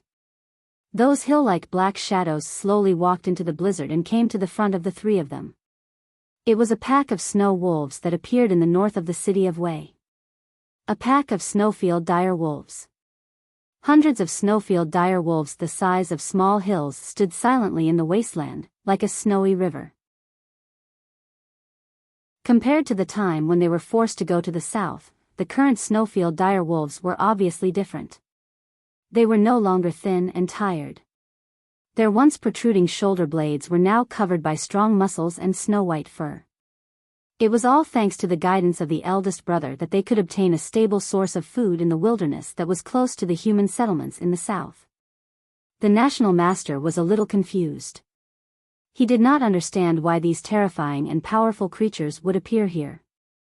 The female wolf in the front had smooth and soft snow-white fur. Her expression was gentle, like a beautiful snowy mountain. On the back of the female wolf, there was an ordinary skinny male wolf. In front of the female wolf, there was a relatively smaller snow wolf. Judging from their expressions, these three should be a family. Looking at this scene, the National Master's expression became extremely interesting. Until today, he did not know that the leader of the snowfield dire wolves in the northern taiga forest turned out to be an ordinary male wolf. What happened next made him even more shocked and speechless. He saw that ordinary male wolf straightened his body and saluted Yu Lian and Ning Ke with hands folded in front like a human being. And Yu Lian and Ning Ke also saluted back seriously. The National Master remembered the black donkey and the tens of thousands of wild horses in the wilderness outside Guha a few days ago. He felt that the wind in the wilderness was getting colder. It had nothing to do with the falling snow or the blood loss. It was only related to these scenes. Did all of them belong to the academy? He suddenly felt that Changsheng was really unfair. Or maybe, Changsheng really could not do anything to the academy. Ning Ke whistled. The young snow wolf wagged its tail happily at him. But it did not run to him. Instead, it turned around with the big team of snow wolves and headed to the back of the blizzard. Since they were part of the academy, they naturally had to do something for the academy. Looking at the snow wolves disappearing in the blizzard, Ning Ke turned to the National Master and said, "The golden tent will no longer exist after today." Chapter 1098. The national master lay in a pool of blood with a complicated expression. He was confused, desperate, and relieved. He could not change the fate of his own tribe, so he was no longer responsible. Perhaps immortality has truly abandoned us a long time ago. If Chanyu did not die, how could he have made such a mistake? The Golden Tribe has lost, but do you really want to kill us? He looked at Yu Lian and said tiredly, Ning Ke and we have the city of Wei between us. What about you?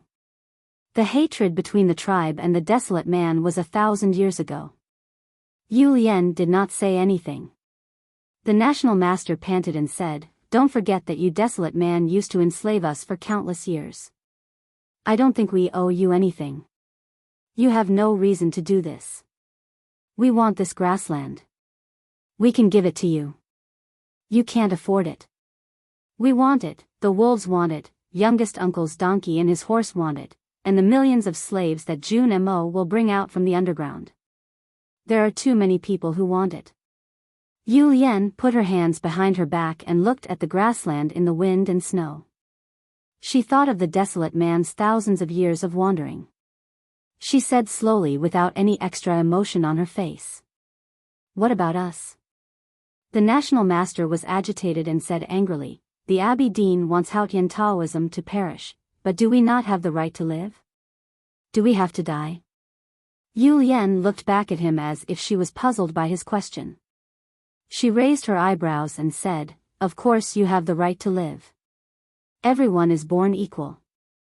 As long as you come to this world, you have the right to live. Since that is the case, of course the strongest will live. You grew up in the wilderness, how can you not understand this? Have you ever seen a tiger or a wolf reasoning with a rabbit? If you don't want to be a rabbit, then learn to eat meat. This logic was very simple, very unreasonable, and very cold. The national master was silent for a long time and then murmured, but we don't have to kill all of us, right? Just like 1,000 years ago, our tribe can continue to be the desolate man's slaves. He looked at Yu Lian with pleading eyes. Yu Lian looked at Ning Quebec. Ning Ke did not say anything and just looked into the wind and snow. Our teacher taught us that slavery is a very wrong thing. It is wrong to enslave anyone, including aliens. So the desolate man will not keep you as slaves. Yu Lian said, then, I'll have to kill all of you. The nation master's last hope was shattered. He shook his head with a bitter smile and said, if the headmaster knew that his student had twisted his words like this, would he die of anger? Yu Lian looked up at the sky and remained silent for a long time. Then, she said expressionlessly, he's already dead. If what we do can make him return to the human world out of anger, then we can do anything. Ning Ke also looked up at the sky. There were falling snow and dark clouds, but there was no moon. However, he still looked up at the sky with his senior sister. Then he remembered that he seemed to have said something similar. The disciples of the academy really hated their irresponsible teacher.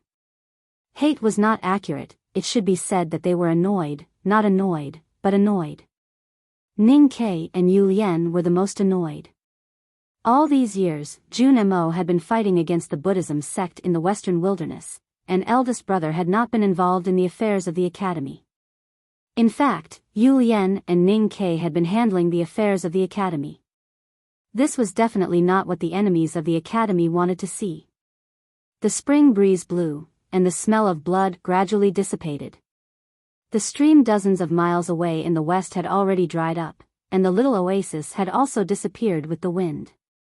No one knew where it had gone. The blood-sacrificing array had become a ruin made of the broken walls of the carriage. Countless ghastly human bones had been purified by Haotian's divine flame. The nation master finally closed his eyes. Yu Lian looked at Ning Ke and said, I'm going to recuperate. The rest is up to you.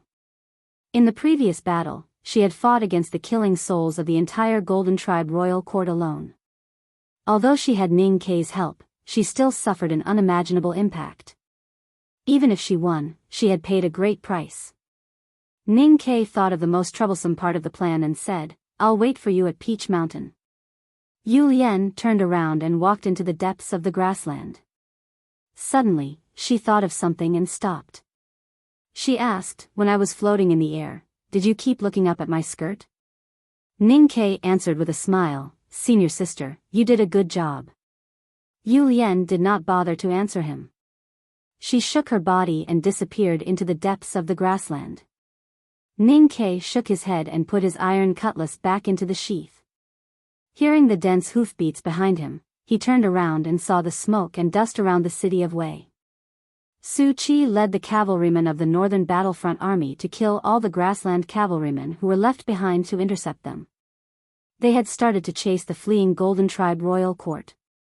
With hundreds of snowfield dire wolves leading the cavalrymen of the Northern Battlefront Army, Ning Ke was not worried at all, even though Tang was pinned down in the eastern wilderness by Long Qing and the cavalrymen of the Divine Halls of West Hill. The Golden Tribe royal court was already at its end.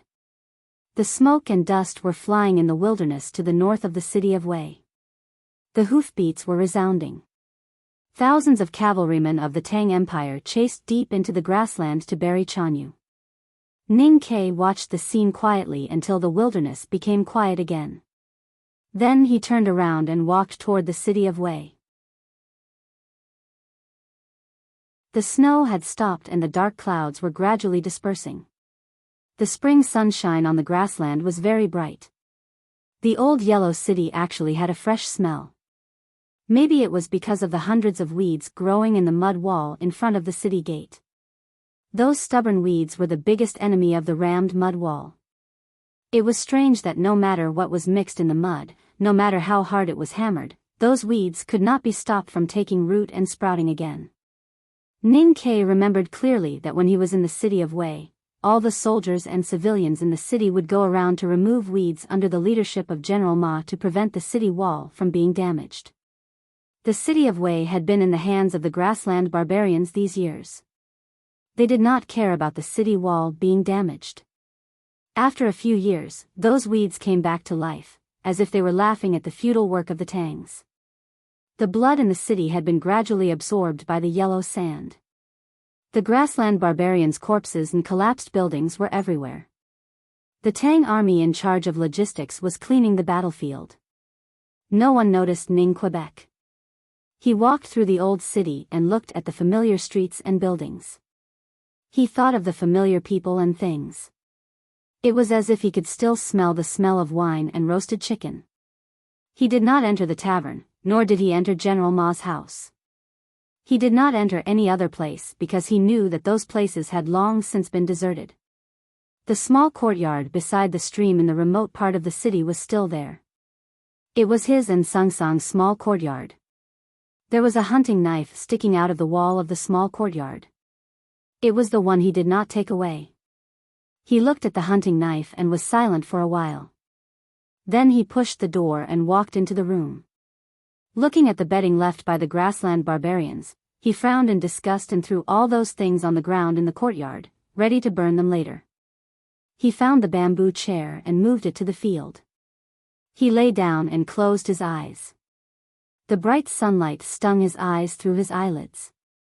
He felt a little sore, so he closed his eyes tighter and lay in silence until he was about to fall asleep. After a long time, he woke up. He opened his eyes and looked at the familiar small courtyard where he had lived for many years. He stretched out his hand in the air as he had done in the past. Unfortunately, there was no teapot. Just like now, when he raised his face, there would not be a warm wet towel placed on it. If he said it was hot, there would not be a pair of cold, white feet in his arms. If he said he was hungry, there would not be a bowl of noodles with fried eggs. The city of Wei was still there. The tavern was still there. The small courtyard was still there. The brick bed was still there. The box on the opposite side of the brick bed was still there. The courtyard wall was still there. The hunting knife hidden in the wall was still there. The silver notes were still in his arms. But she was no longer here. Everyone was no longer here. She was no longer here. Ning Ke lay on the bamboo chair and looked at the blue sky. He was thinking about many things. Before he left the city of Wei, he told General Ma, "Don't grow old and don't die. Wait for me to show my filial piety." When he left the city of Wei, he told all the men in the city that if he could not make a name for himself, he would not come back. Now he had reached the top position in the world. He finally had the face to come back, but it was too late. The war between the Golden Tribe royal court and the Tang Empire was destined to change the situation of the world. But for him, this war was actually another thing. It had nothing to do with the world. It was only related to the city of Wei. He wanted to take back the city of Wei. He wanted to avenge the city of Wei. At the same time, he wanted to find someone in the city of Wei. Time passed slowly on the bamboo chair. Several days later, the sound of hooves came from the stream opposite the small courtyard. It gradually slowed down, followed by the sound of a password. Situilan nodded slightly and responded to the salute of the Tang army. She walked to the tent opposite the small courtyard and handed the horse to a soldier. Then she looked at the small courtyard and asked, "What did he say?" A general shook his head and said, "He insisted." After a moment of silence, Situilan asked, "How many captives?" The general said, "There are some small battles around the 7 stockade villages. But the situation is basically under control. If you include the slaves, women and children, there are at least more than 400,000 people." Situilan slightly raised her eyebrows and said, "Even so, he still insisted?" The general did not say anything. It seemed that he did not have much opinion on the insistence of the people in the courtyard. Situilan looked at the small courtyard not far away. After a moment of silence, she walked over. "This is a massacre." She looked at Ning Kei on the bamboo chair and said. She was calm, but her voice was slightly trembling. Ning Kei opened his eyes and looked at her. He said, "You have been in the army for many years. Haven't you seen a massacre?" Situilan was silent for a long time and said, "According to the rule, as long as the woman is not dead, she will not die. Even the most barbaric tribe on the grassland will do the same. This is the courtyard where she and I lived many years ago. We have lived here for many years." Ning Kei stood up from the bamboo chair and pointed to the small courtyard. Then he motioned her to follow him out of the courtyard and walked to the street in the city. He began to introduce to her every brick, stone, grass, and wood in the city of Wei. "The people in this city are all people I know. They all died that year." The grassland people broke through the city gate and broke into the city. They held machetes and killed anyone they saw. At that time, did they distinguish between men and women and tall or short? Walking out of the city gate, he stood on the meadow and looked at the glaring weeds on the mud wall of the city of Wei. He shook his head and said, "I don't want this kind of thing to strengthen my determination and convince you and other Tang generals. I just want to tell you where my determination comes from. No one can stop me from taking revenge." Situilan followed his eyes and looked at the city of Wei. Thinking of her comrades and clansmen who died in the frontier fortress these years, she struggled and said hesitantly, "But the academy doesn't teach like this. As I said, no one can stop my revenge, even if the headmaster of academy comes back." Ning Kei looked at the bright moon that had just appeared in the depth of the sunset and said after a long time of silence. Finally, he pointed to the dozens of weeds on the wall of the city of Wei and said, "Maybe this is a serious sin, but I don't care. I only know that we must remove the roots when we cut the weeds. Otherwise, we will be in trouble." A few days later, the whole grassland was soaked with the blood of the grassland people. In this war, the Tang people who won firmly carried out Ning Kei's will just like they did outside Guha. They did not leave any captives and naturally did not leave any trouble. But the machetes of the Tang army became a little blunt. Ning Kei and Situilan came to the meadow outside the city of Wei again. The Tang army gathered in the wilderness looked at the two figures on the meadow with complicated emotions in their eyes.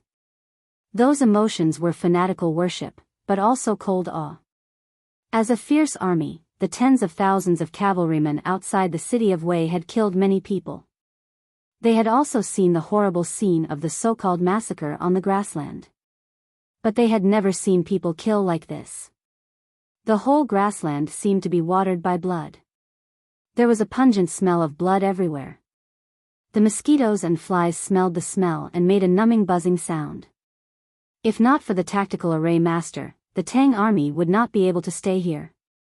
However, the tactical array could keep the mosquitoes and flies away and dilute the smell of blood, but it could not block the sight. Dozens of miles north of the city of Wei, on the flat wilderness, there was a hill. Because it was too far away, they could not see clearly. The hill was shining in the morning light. The Tang army all knew what that hill was. Every time they looked at the hill, they would feel a little cold. That was a hill piled up with the heads of the grassland people. Ning Kai stood on the meadow and looked at the hill of human heads in the distance. He looked very calm. There was no fear, and no abnormal fanaticism. For him, it was just something that he had to do. My nickname in the grassland was the woodchopper of Shubi Lake. He looked at the vast wilderness and said slowly, both the horse gang and the cavalrymen of the palace were afraid of my cavalry team. Because I can really kill people. Situilan did not say anything.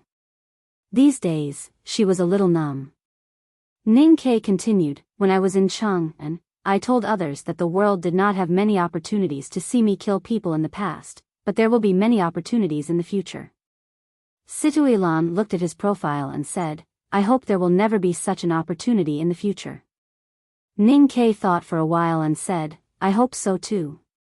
But it depends on whether the world can cooperate.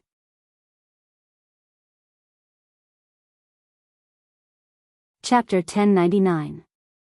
Situilan sighed in her heart and said goodbye to him. She led her horse and walked down the meadow.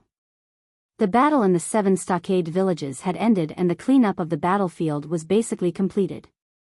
Now she was going to lead the cavalry into the grassland and follow Su Chi's footsteps to make the final attack on the Golden Tribe. The war was over, but the killing had just begun. She hoped that the world would not give Ning Kai such a chance again, but she had to continue killing. She led her horse to the meadow and could not help but look back. She saw the sun was rising and Ning Kai was standing in it. The edge of his body was glowing with a golden light, looking somewhat sacred. If she had the chance to see the scene of Yi Su becoming a sage in the capital of the Kingdom of Song, she might have linked the two together. However, Ning Kai was different from Yi Su. He stood in the light and became a shadow. He was a little dim and not easy to see clearly. Situilan suddenly sympathized with him. Hundreds of thousands of people died because of his words, but he was so calm and indifferent. Because he did not find Sang Sang, he had no love or hate for the world. This kind of person was naturally the most terrible, but also the most pitiful. What was he living for? The Tang army set off and the city of Wei became quiet again. Without the isolation of array masters, the terrifying buzzing of countless mosquitoes and flies reverberated between heaven and earth like thunder. Occasionally, dark clouds would cover the sun, and under the clouds, hundreds of vultures would fly over while letting out unpleasant cries. Ning Kai did not care about these. He had never seen so many corpses and blood in his life. But he had seen too many horrible scenes like this, so many that he was tired of it. He walked into the wilderness that was filled with the smell of blood. He looked down at the weeds that had been congealed by blood and the soil that had been congealed by blood. He pondered as he walked until he arrived in front of the Human Head Mountain. He was pondering, not sighing, but carefully feeling the aura. The powerful blood-sacrificing array of the national master of the Golden Tribe gave him some hints. It turned out that the power of the human world not only came from the living, but also from the dead. What should he do if he wanted to use this power? Many footprints were left on the blood-soaked plains. Amidst the slapping sounds, the footprints accumulated a shallow amount of blood, a strong fishy smell, and a lot of resentment, until it formed a clear mark. Ning Kai walked in the wilderness for 3 days and left many footprints. If someone were to sit on the clouds and look down at the grassland, he would see a very complicated pattern, with the city of Wei as the center, the human head mountain as the Achilles heel, the dozens of miles of blood-stained wilderness as the curtain, and his footprints as the lines. It was so complicated that it was hard to imagine. This pattern was an extremely complicated array, or in other words, an extremely large talisman. Then he left the city of Wei and went to Kaiping. This time, he observed for a shorter period of time. He only walked for a day because he had become much more familiar with it. After that, he went to Chu City and went through all the 7 strongholds. As a result, there was an extremely complicated blood formation outside each stronghold. If the person looking down from the sky had flown a little higher, he should have been able to see that these 7 complicated blood formations were like 7 ink dots that formed a straight line. The line was sloppy and random. It did not look like a complete stroke, but more like the beginning of a stroke. The 7 extremely complicated formations were just ink dots. The straight line formed by the 7 formations was just the beginning of a stroke. Then how long would this stroke be if it was completed? How magnificent would it be? Before Ning Ke wrote this stroke, no one would ever know. After arranging the 7 formations, Ning Ke returned to the city of Wei. It was still quiet in the city of Wei. Only the big black horse and the broken sedan were waiting for him. The big black horse walked to him without showing any joy of reunion, because it clearly felt Ning Ke's exhaustion and sensed his true thoughts, so it lowered its head. Ning Ke reached out and gently stroked its neck. It was not that he was comforting it, but that it was comforting him in this way. Countless grassland people were killed, and their blood watered the grassland. Everything, including all the sins and notoriety, was just to right that stroke, to relieve his greatest uneasiness. That faint fear and uneasiness were like whips that constantly whipped his body, causing waves of sharp pain in the depths of his soul, causing him to become more and more anxious. He was in a hurry to leave the city of Wei and head south, because he could not find her in the city of Wei. I can't find her. The Abbey Dean, eldest brother, and the drunkard probably haven't found her either. But I have to find her, so I want to ask for your help. Ning Ke looked at the black donkey in the broken sedan and earnestly asked for help. The black donkey was silent for a while, subconsciously scratching the grapes on the plate with its front hooves. Even though it was arrogant and lazy, it was clear about the importance of this matter. Its former master was killed by her. An unpleasant quacking sound resounded in the field outside the city of Wei. Ning Ke finally felt a little relieved after getting the promise from the black donkey. He turned over and rode on the big black horse. He gently squeezed the horse's abdomen, and with a cheerful neigh, black lightning reappeared between the heaven and the earth. A straight line appeared on the field, pointing straight to the south.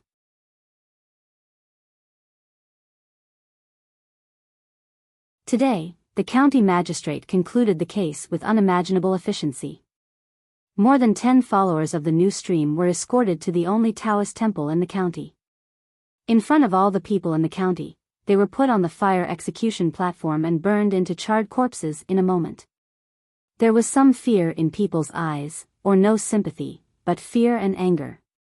They noticed that the eyes of the followers of the new stream were filled with anger and despair.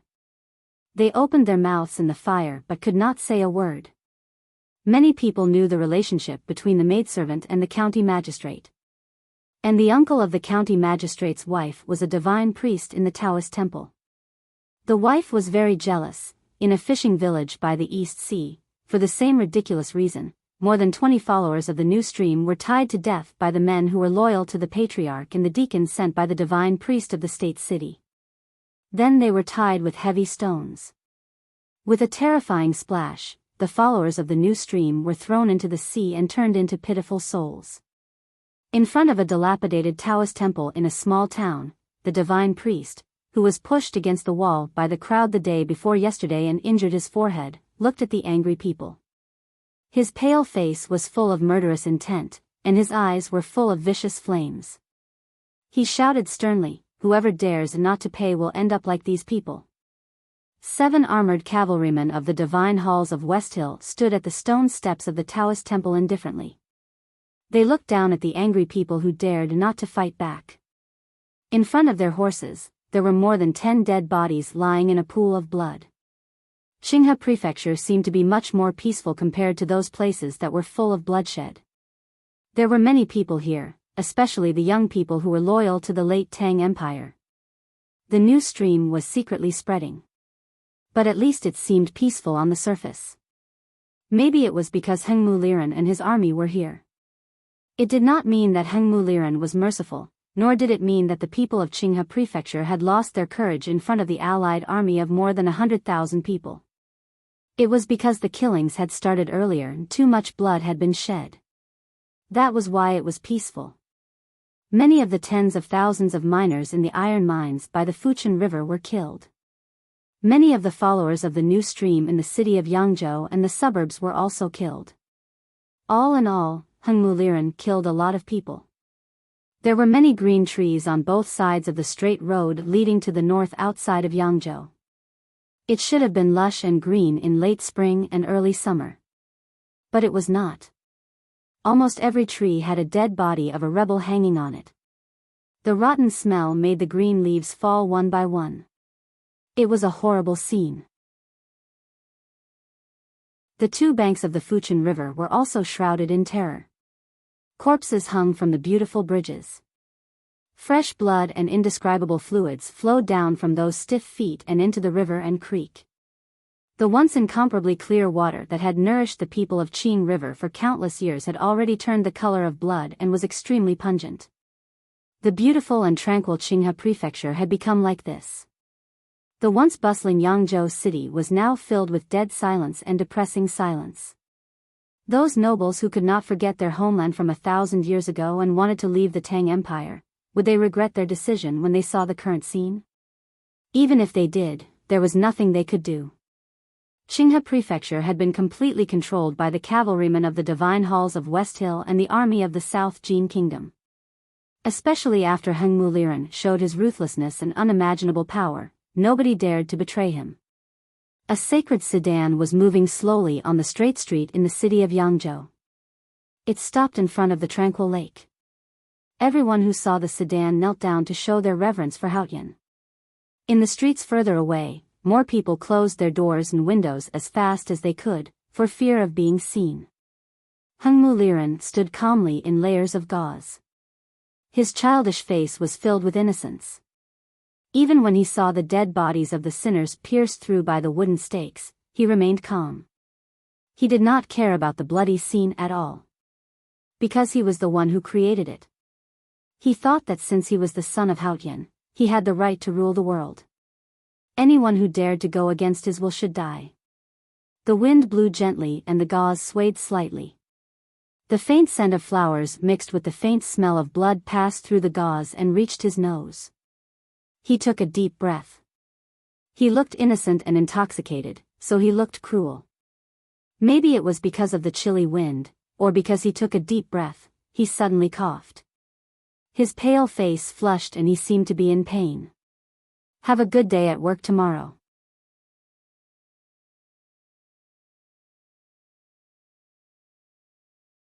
Chapter 1100.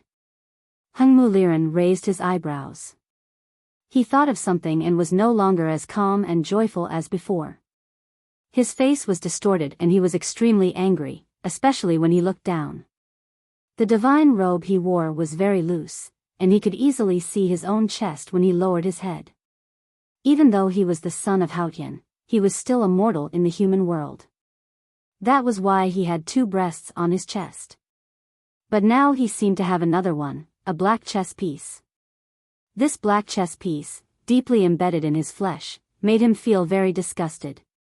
I'm going to kill you. Hengmu Liren growled, I'm going to kill you. His clear and sharp voice echoed on the surface of the lake. The cavalrymen of the Divine Halls and a dozen red-robed divine priests knelt down in fear and did not dare to make a sound. Hengmu Liren was really angry. He thought he should have killed his way into Chang or at least outside the city. Who could have thought that he was still in Qinghe Prefecture? He had powerful subordinates, cavalrymen of the Divine Halls and 100,000 soldiers. But he was stopped by the Tangs in the south of the Verdant Canyon. It was the Verdant Canyon again. It was just like years ago. Hung Muliran once sighed with regret. Jun Mo lost his arm and he could no longer defend the Verdant Canyon alone. He also missed the chance to defeat the most powerful Jun Mo. Now Jun Mo was in the West Wilderness. Mr. First, Yu Lian, Chen Pippi and Ning Ke were not here. But he was still stopped by the south of the Verdant Canyon. On the fields in the north of Qinghe Prefecture, the Divine Hall's coalition army of West Hill and the southern army of Tang had been fighting for dozens of days. Both sides had their own victories and defeats. Hung Mu finally joined the battle himself, but he was ambushed by the academy and was badly injured. Those sighs seemed to have become slaps on his face. Every time Hung Mu thought of it, he would feel pain on his face and then he would go crazy in extreme pain. How could a few ants in the see-through state stop me? Hung Muliran lowered his head and looked at the black chess piece. His slightly twisted eyebrows were full of disgust. His voice came from his teeth and was extremely cold. He closed his eyes and took another deep breath. The gauze around the divine sedan began to dance crazily. The wind blew and the air above the lake was all sucked into his chest. His chest rose slightly, and his divine robe fluttered in the wind. This time, he did not cough. A power that did not belong to the human world came to the human world and entered his body. With a muffled thud, the black chess piece embedded in his chest instantly shattered into countless pieces.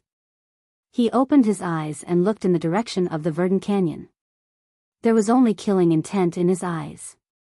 His injuries had healed, so it was time for those people to die.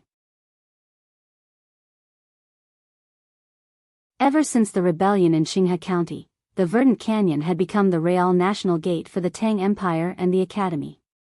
Because the South had all belonged to Taoism, it was a place that had to be guarded. A few years ago, when the whole world attacked the Tang Empire used a trick that had been hidden for hundreds of years. Professor Huang He and the array tactical master of the Imperial Court worked together to activate the big array in the Verdant Canyon at the cost of their own cultivation, directly burying countless enemies and powerhouses. In the following years, the Tang Empire began to reopen the road in the Verdant Canyon. Sealing the Verdant Canyon might be a simple way to keep the enemy outside the National Gate. But what the Tang Empire wanted to do was to fight their way out of the Verdant Canyon, defeat all the enemies, and recover the lost land. However, under the pressure of the West Hill Divine Palace Coalition Army, especially the threat of Hung Muliran, the Southern Battlefront Army and the Yulin Royal Guards who were guarding the throat of the Tang Empire in the south did not make any arrangements for the south. They silently guarded the Verdant Canyon, using the terrain and distance as weapons to keep the powerful enemies outside the Verdant Canyon. The Tang army was a bit tired after fighting for dozens of days. The barracks hidden deep in the canyon became quieter. Only one barracks was a bit special. It was already late at night, but it was still very lively. Someone was quarreling. As I said before, I am definitely the best chess player in the world. Younger brother, how can you be my opponent? But you just won't admit defeat. You've been playing with me for so many years. Aren't you tired? Senior brother, if you were talking about something else, would have tolerated it. However, I definitely won't tolerate this kind of thing. We've clearly played 492 games of chess over the years, and I've won one more than you. Why am I not a match for you? That game is triplet disaster. How can I lose? According to the rules I've learned since I was a child, I win and you lose. Bah. Anyway, you're not as good as me in chess. Why? Because Hungmu broke into the chess array by mistake a few days ago. It was my black chess piece that hurt him. Not your white chess piece. If it weren't for my white chess piece, how could I trap him? What about the previous years? Don't forget that I was the one who blocked Xiong Chumo. Bah. If it weren't for third sister, you would have been dead. In the dim barracks, Su Jialuan lowered his head and concentrated on decocting the medicine, as if he did not hear the conversation.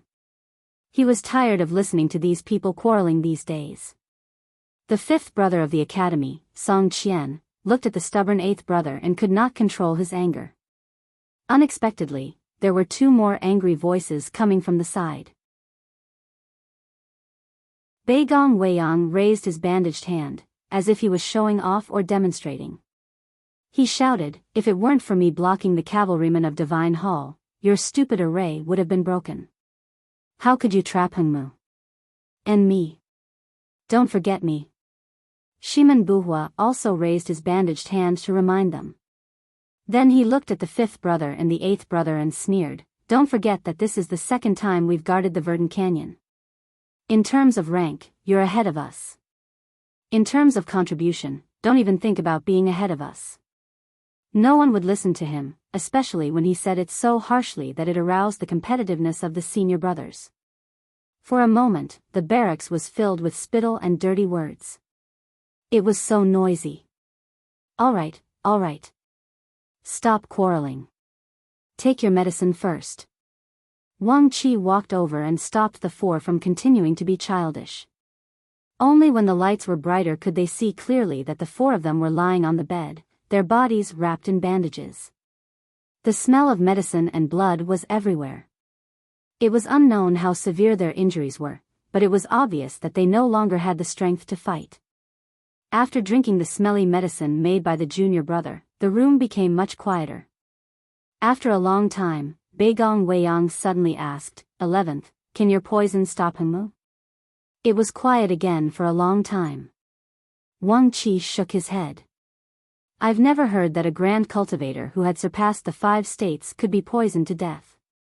Song Qian's expression was a little indifferent. "Hengmu has surpassed the 5 states. If he hadn't underestimated us, no one would have been able to stop him with the help of the remaining array intent in the Verdant Canyon." The atmosphere in the room became much more depressing. The previous excitement and the recent excitement all came from their complacency. They were very complacent. A grand cultivator like Hengmu, who had surpassed the 5 states, was defeated by them. However, Hengmu's injury would eventually recover. What should they do next? The situation of the war had changed. Hengmu could not step into the same river. Who could stop such a powerful cultivator? If they could not stop him, how could the Tang Empire defend this country? Wang Qi suddenly said softly, looking at the days, "The things in the north should be over." Shiman Buhua frowned and said, "Although senior sister had planned this, the Golden Tribe is so powerful. How could they be defeated in such a short time? I don't have much hope. I don't care."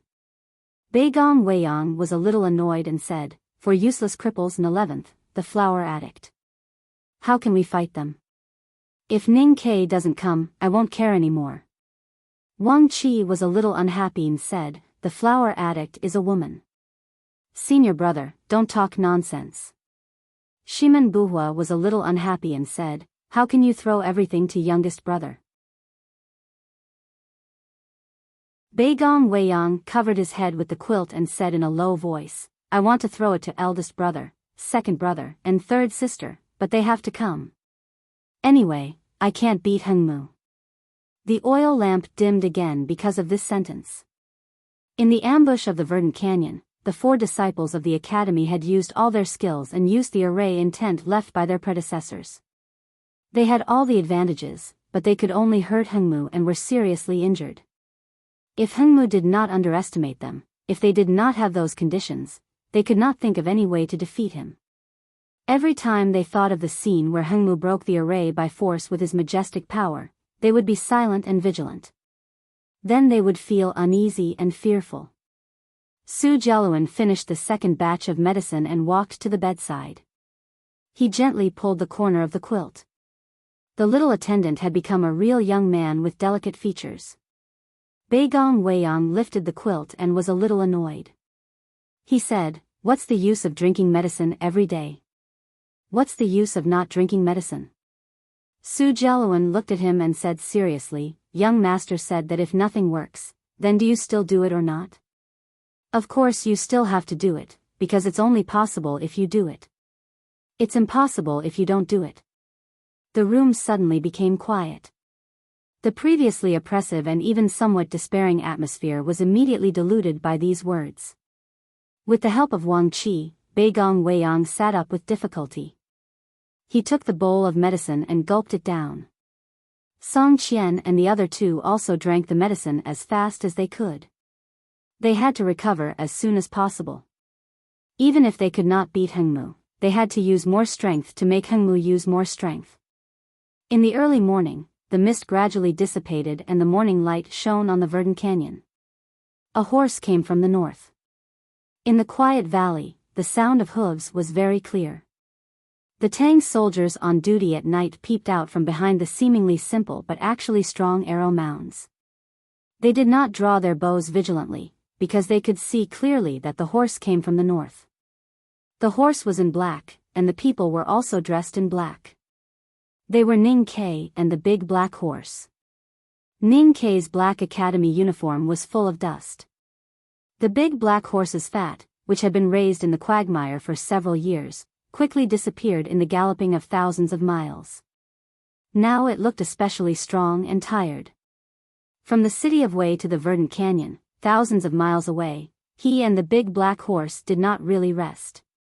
They only took a nap after drinking a pot of porridge when they passed by Yang Erxi's house. As time went by, the academy was no longer a mysterious place that connected the world with the outside world. Through the propaganda of the imperial court and the narration of blabbermouths like Beigong in the military camp, the image of Ning Ke, his weapons, and his horse were all discussed enthusiastically by the Tangs. At this time, looking at the obviously extraordinary big black horse in the valley and looking at the iron arrows and knives on his body, someone quickly guessed his identity and quickly spread the news. On both sides of the verdant valley, behind the hidden arrow mounds, more and more Tang soldiers stood up and looked at Ning Ke in the valley. Some of them got up in a hurry and kept rubbing their eyes and yawning. Mr. 13 finally arrived. On the steep cliff, the voices of the Tang army gradually gathered together and turned into excited cheers. Along the way, tens of thousands of the Yulin Royal Guards and the Southern Battlefront Army cheered sincerely, and some brave soldiers greeted loudly. Ning Ke looked up at both sides of the valley and smiled and waved to say hello. So the cheers and cheers in the verdant canyon suddenly became louder, as if they were going to break through the morning sky and shake Haotian's divine kingdom. Finally, they reached the exit of the verdant canyon. Ning Ke pulled the reins and the big black horse stopped moving forward. The verdant canyon narrowed into a gap that was several feet wide. Looking out from the gorge, one could see the fertile fields in the north of Qinghe Prefecture. It was late spring and early summer, and everything was green as far as the eye could see. There were many old and fresh traces of war inside and outside the canyon. There were a lot of black blood stains, broken arrows, and dense arrow scratches on the exposed stone walls, indicating the intensity of the battle.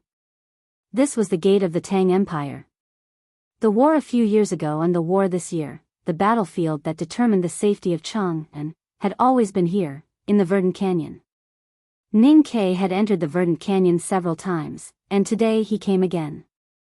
He stood in the canyon and looked out. No one knew what he was thinking.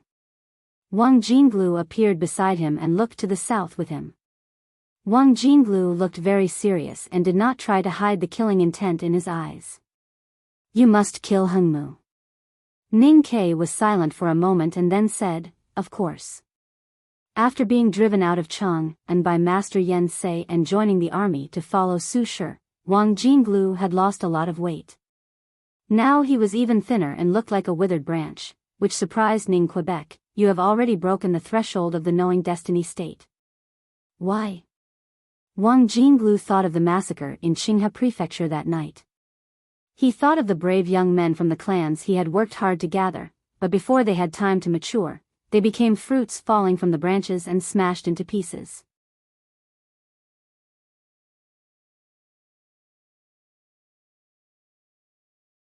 Chapter 1101.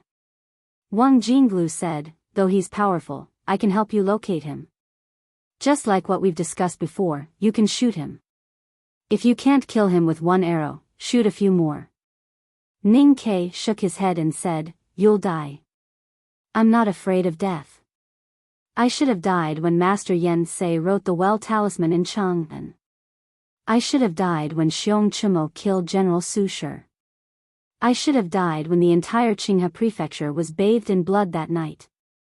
Wang Jinglu looked to the south and said, as long as I can kill him, I can die many times. Ning Ke was silent for a while and said, he's not worth it. After saying this, he got off the horse and let go of the reins to let the big black horse rest.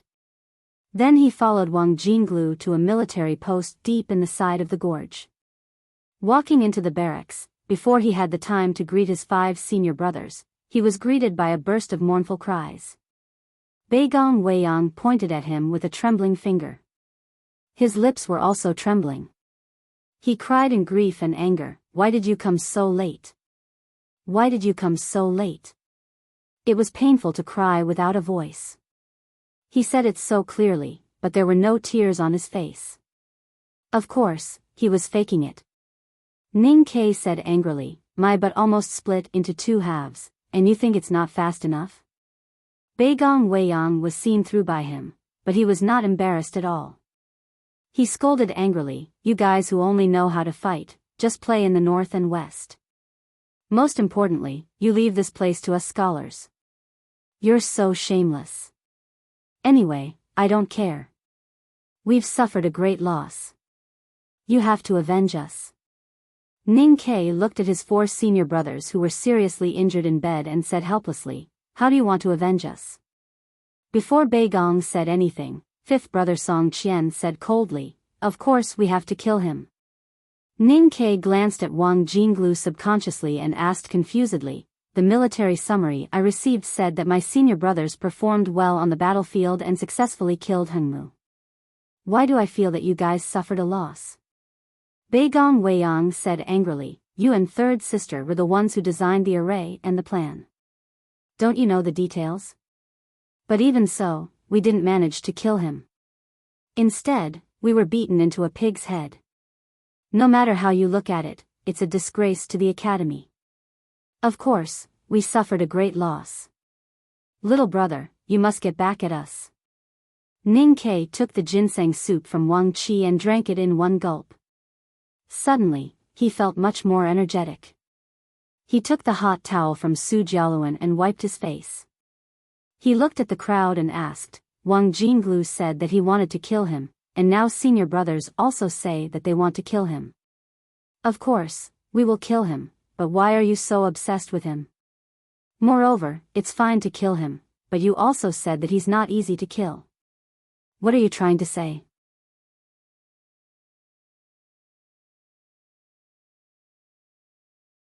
Ning Ke raised his eyebrows slightly and thought for a while before he understood what Wang Jinglu meant. He smiled helplessly and said, "Those words were for the senior brothers. I don't want them to do those stupid things with you." Wang Jinglu said, "Sacrifice does not mean stupidity." Ning Ke said, "Unnecessary sacrifice is stupidity." Wang Jinglu asked, "Then how are you going to defeat Hengmu?" Ning Ke said, "If I kill him, I will naturally defeat him." This was still nonsense. Just like how he answered how to defeat Hengmu in the military station, it was almost the same boring but always correct logic. This did not convince Wang Jinglu. He stared at Ning Ke's eyes and asked persistently, "How do I kill him?" Ning Ke smiled and asked, "Do you want to know?" Wang Jinglu nodded and looked very determined. Ning Ke turned around and walked toward the central military tent of the Southern Army. His words echoed in the verdant canyon, "When I kill him, you will know how to kill him." Song Qian and the other disciples of the academy and Wang Jinglu insisted. The commanders of the Southern Army and the Yulin Royal Guards also insisted that the best way to defeat Hengmu was to make a corresponding sacrifice and use the primordial 13 arrows. However, Ning Ke still opposed it.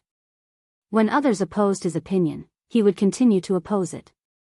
He was the youngest brother of the academy. According to the sequence, he was not very high. However, he was the de facto leader of the academy. As for the Tang Empire, they all followed his lead. Therefore, his insistence was very powerful. No matter what Song Qian and the other Tang generals thought, they still had to follow his orders. The next morning, the Tang army left the verdant canyon in the south and came to the fertile field in the north of Qinghe County. This was the first time that the Tang army set foot on this land since the rebellion of the warlords in Qinghe County. The morning light was beautiful and the morning breeze was pleasant. The military flag danced in the wind and looked fresh in the light. The news of the fall of the Golden Tribe royal court was told by Ning Ke to the generals. Coupled with his deliberate action, the news quickly spread among the army. The strong enemy in the north that had been entrenched for many years suddenly became a mirage. The morale of the Tang army was greatly boosted. Looking at the former territory, they only felt magnificent. Even the generals and cultivators who were worried about Hengmu felt refreshed at this moment.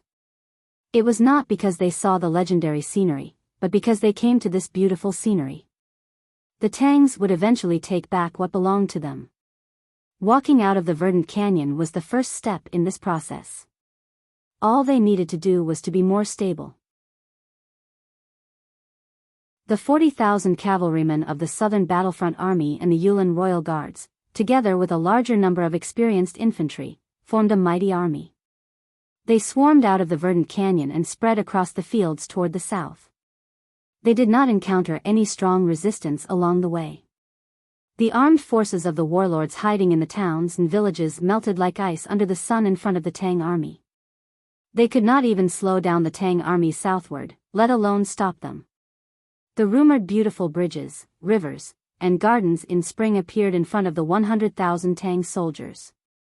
They enjoyed it silently and calmly, but soon they could no longer maintain this mood. There were dead people everywhere. Between the bridges and the gardens in spring, there were hanged people everywhere. At least thousands of bodies were hanging on the treetops, on the bridges, and at the gates of the gardens. Some of the bodies were already rotten, while some were still glaring with anger. The once quiet and beautiful homes in the south of the Tang Empire seemed to have become a huge graveyard. From the verdant canyon to the city of Yangzhou, there were such miserable scenes everywhere. The Tang army could no longer be happy as they broke through the cities and towns one after another. Their expressions were extremely solemn and their footsteps became more and more hurried.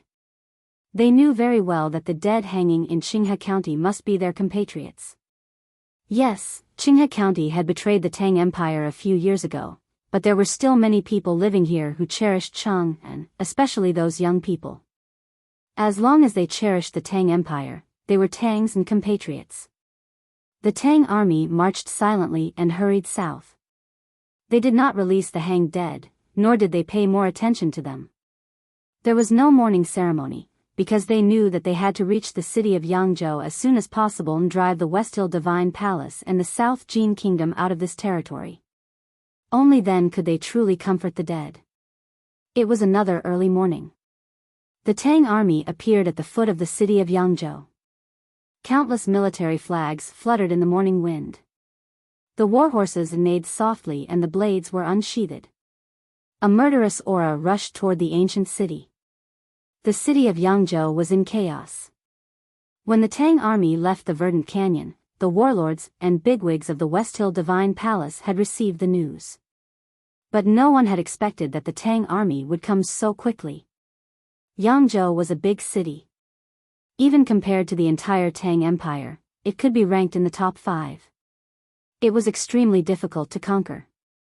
The Tang army did not take advantage of the momentum to attack the city. The generals of the Southern Army and the Yulin Royal Guards forcibly controlled the emotions of the soldiers. They began to set up camp on a large gentle slope 10 miles north of the city.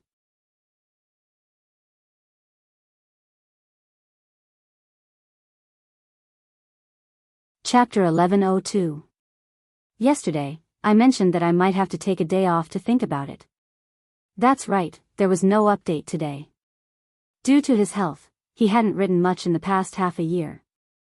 After he resumed updating, his monthly votes had become sticky and unrefreshing. It was because he was embarrassed and felt that it wasn't appropriate to ask for votes as soon as he updated.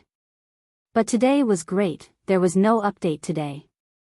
Finally, I got the chance.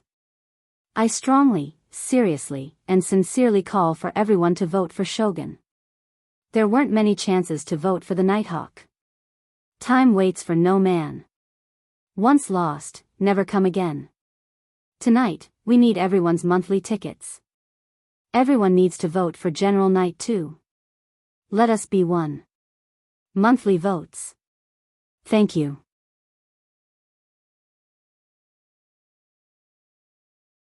Chapter 1103. The Tang army soon calmed down after a short commotion. They set up the tents and the battle array was ready. From the generals to the soldiers, they all knew that the Taoist coalition army came out of the city to cooperate with the defense, not because they had the guts to attack the Tang army before they had a firm foothold. The Tang army was still confident, but they were not less vigilant. More and more reports came from Yangzhou. The divine halls of West Hill had sent more divine priests to the coalition army. The Imperial Center Administration and the tactical array masters in the Tang army might be able to resist the divine priests' divine skills. But who could stop Heng Muliran? The young and legendary great divine priest of West Hill had recovered from his wounds a few days ago. A super powerful figure like him was powerful enough to decide the outcome of the war. If no one could stop him, he could easily wipe out the cultivators in the Tang army with the help of the cavalrymen of the divine halls. As long as he killed all the tactical array masters and talisman masters, the cavalrymen of the divine halls would launch a surprise attack. How could the Tang army defeat them? Today, when the Tang army was approaching, the lords of the aristocratic families and the generals of the South Jin Kingdom on the city wall of Yangzhou were calm and orderly.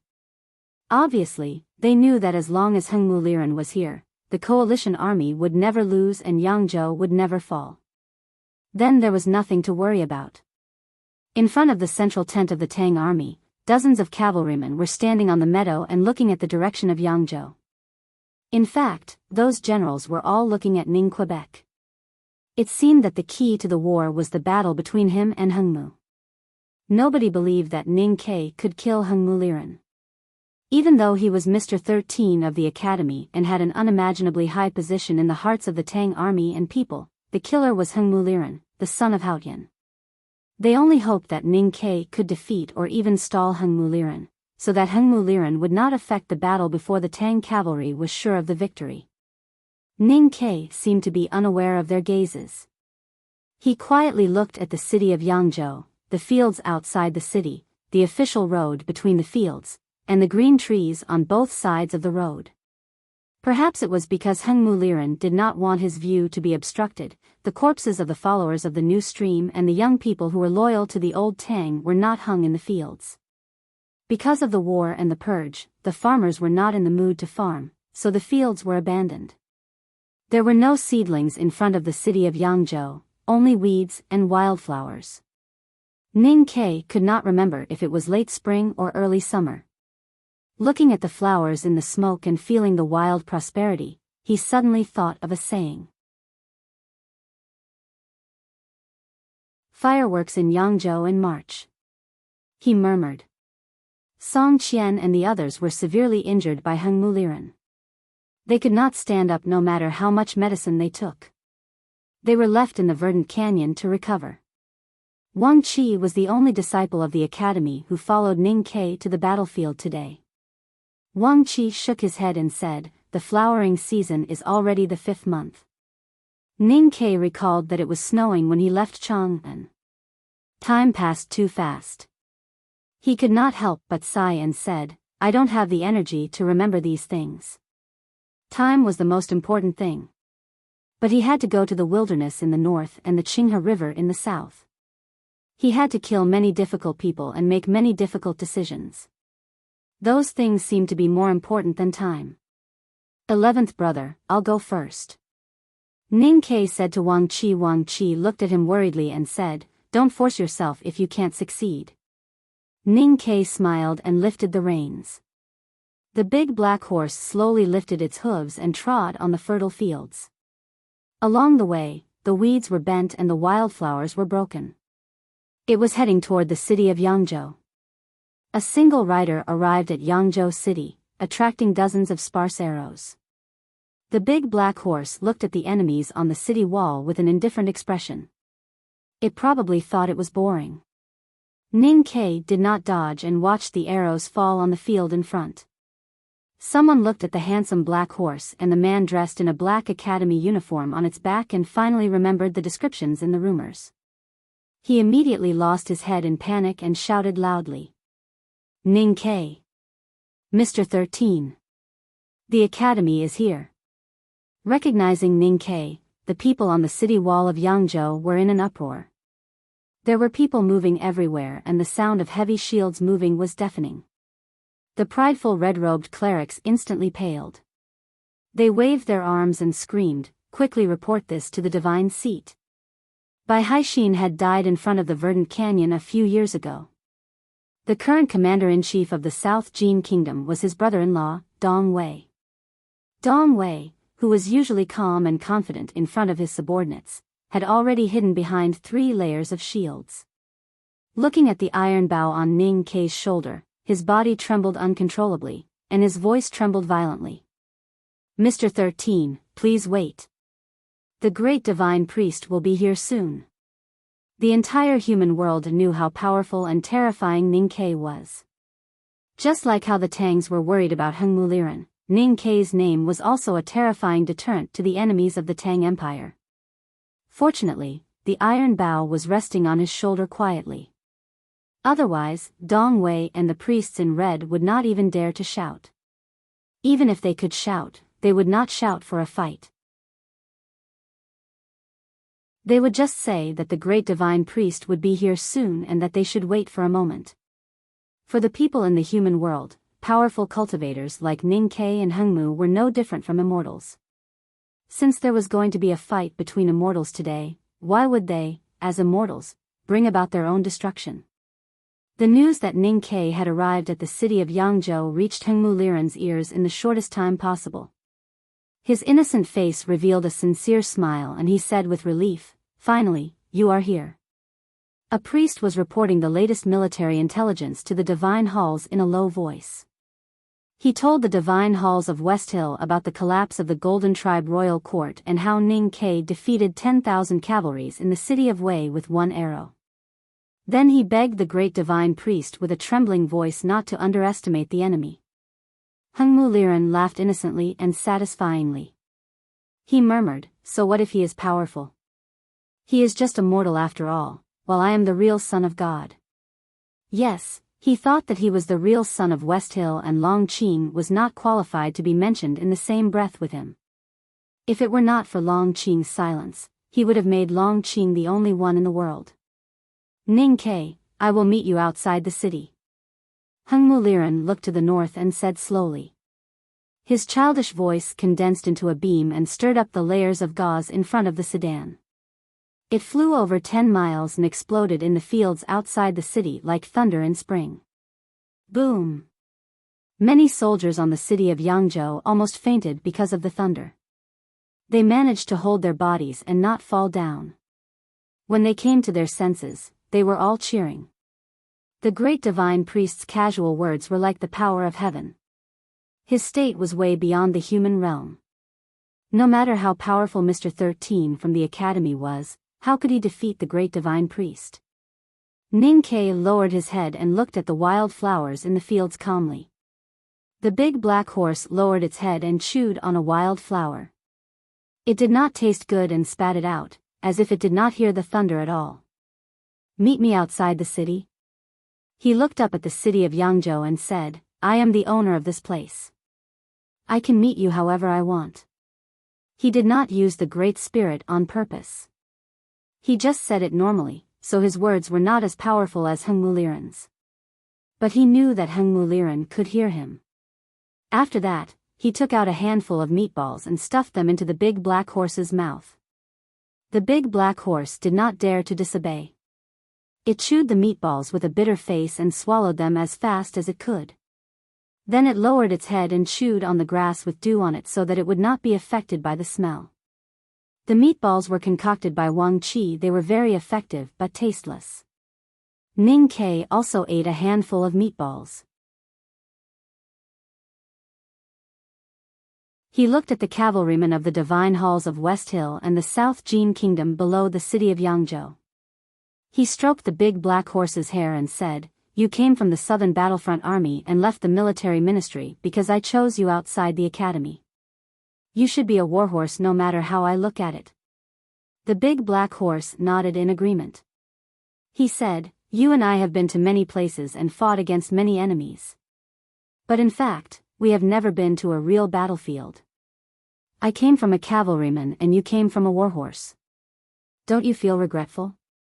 The big black horse wanted to say that he did not feel regretful, but he did not dare to. Moreover, he could feel the effects of the meatballs spreading in his body. He felt that his blood was heating up and he wanted to sprint wildly. Was this the feeling of being hot-blooded? He remembered the last time he had such a feeling and impulse.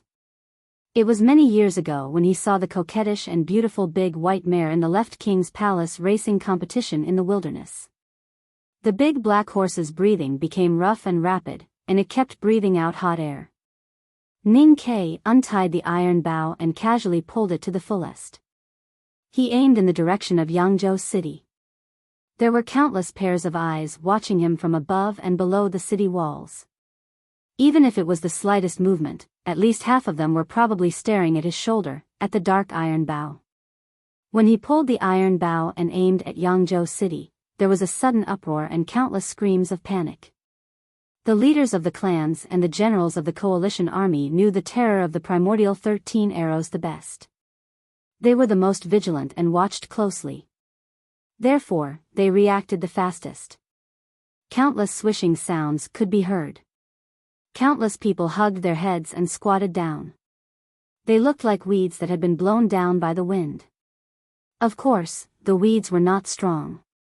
The cavalrymen in front of the city gate felt like they were falling into the abyss of death even though they were only being pointed at by the arrowhead. Some of them desperately whipped their mounts. Some were so distracted that they forgot to move and let their mounts drag them to the side.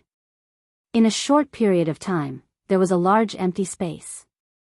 There was nothing between Ning Kai's arrow and the gate of Yangzhou. There was nothing to block it. He released the bowstring. He did not use the primordial 13 arrows, but an ordinary arrow. With a swoosh, the arrow landed on the city gate of Yangzhou city that had been built for less than 2 years. The gate was extremely thick.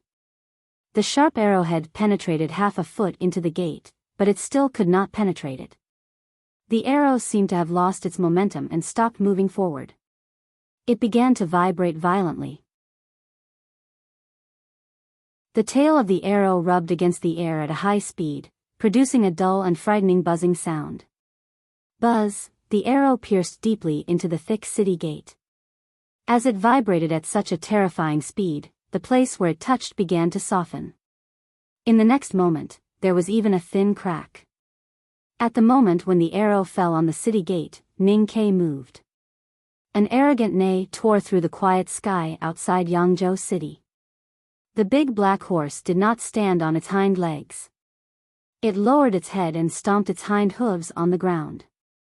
The soft field was shaken by its stomps, causing 2 extremely exaggerated muddy rains and a large cloud of dust.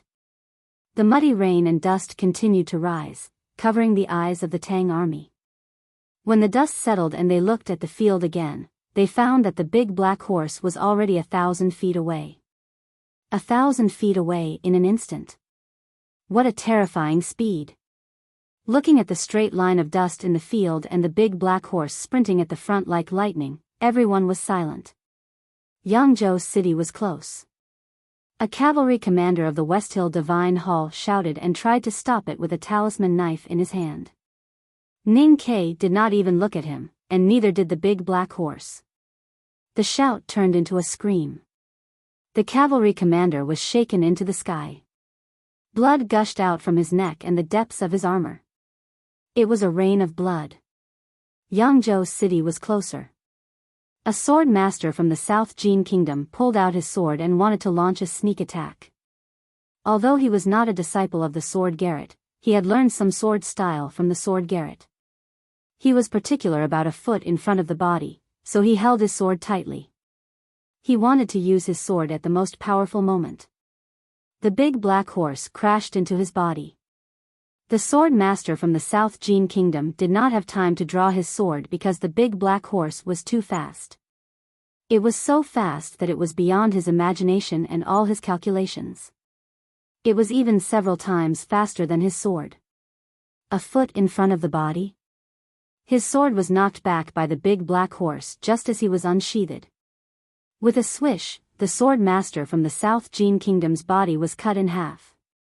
He was cut in half by his own sword. The big black horse rushed into the 100,000 cavalrymen with a violent cloud of dust. It was so duty-bound, righteous, and fearless. Because its blood was hot. Of course, if it had not taken those pills, it might not have been so resolute. The cloud of dust was straight, and the black lightning lit up the entire field. In front of that straight line, countless figures were shaken into the sky. Bang, bang, bang. The hard armor was deflated. Boom, boom, boom. The sharp swords and knives were broken. Yangzhou was really close. The Allied cavalry finally organized an effective defensive formation. Several long spears were pointed at the front.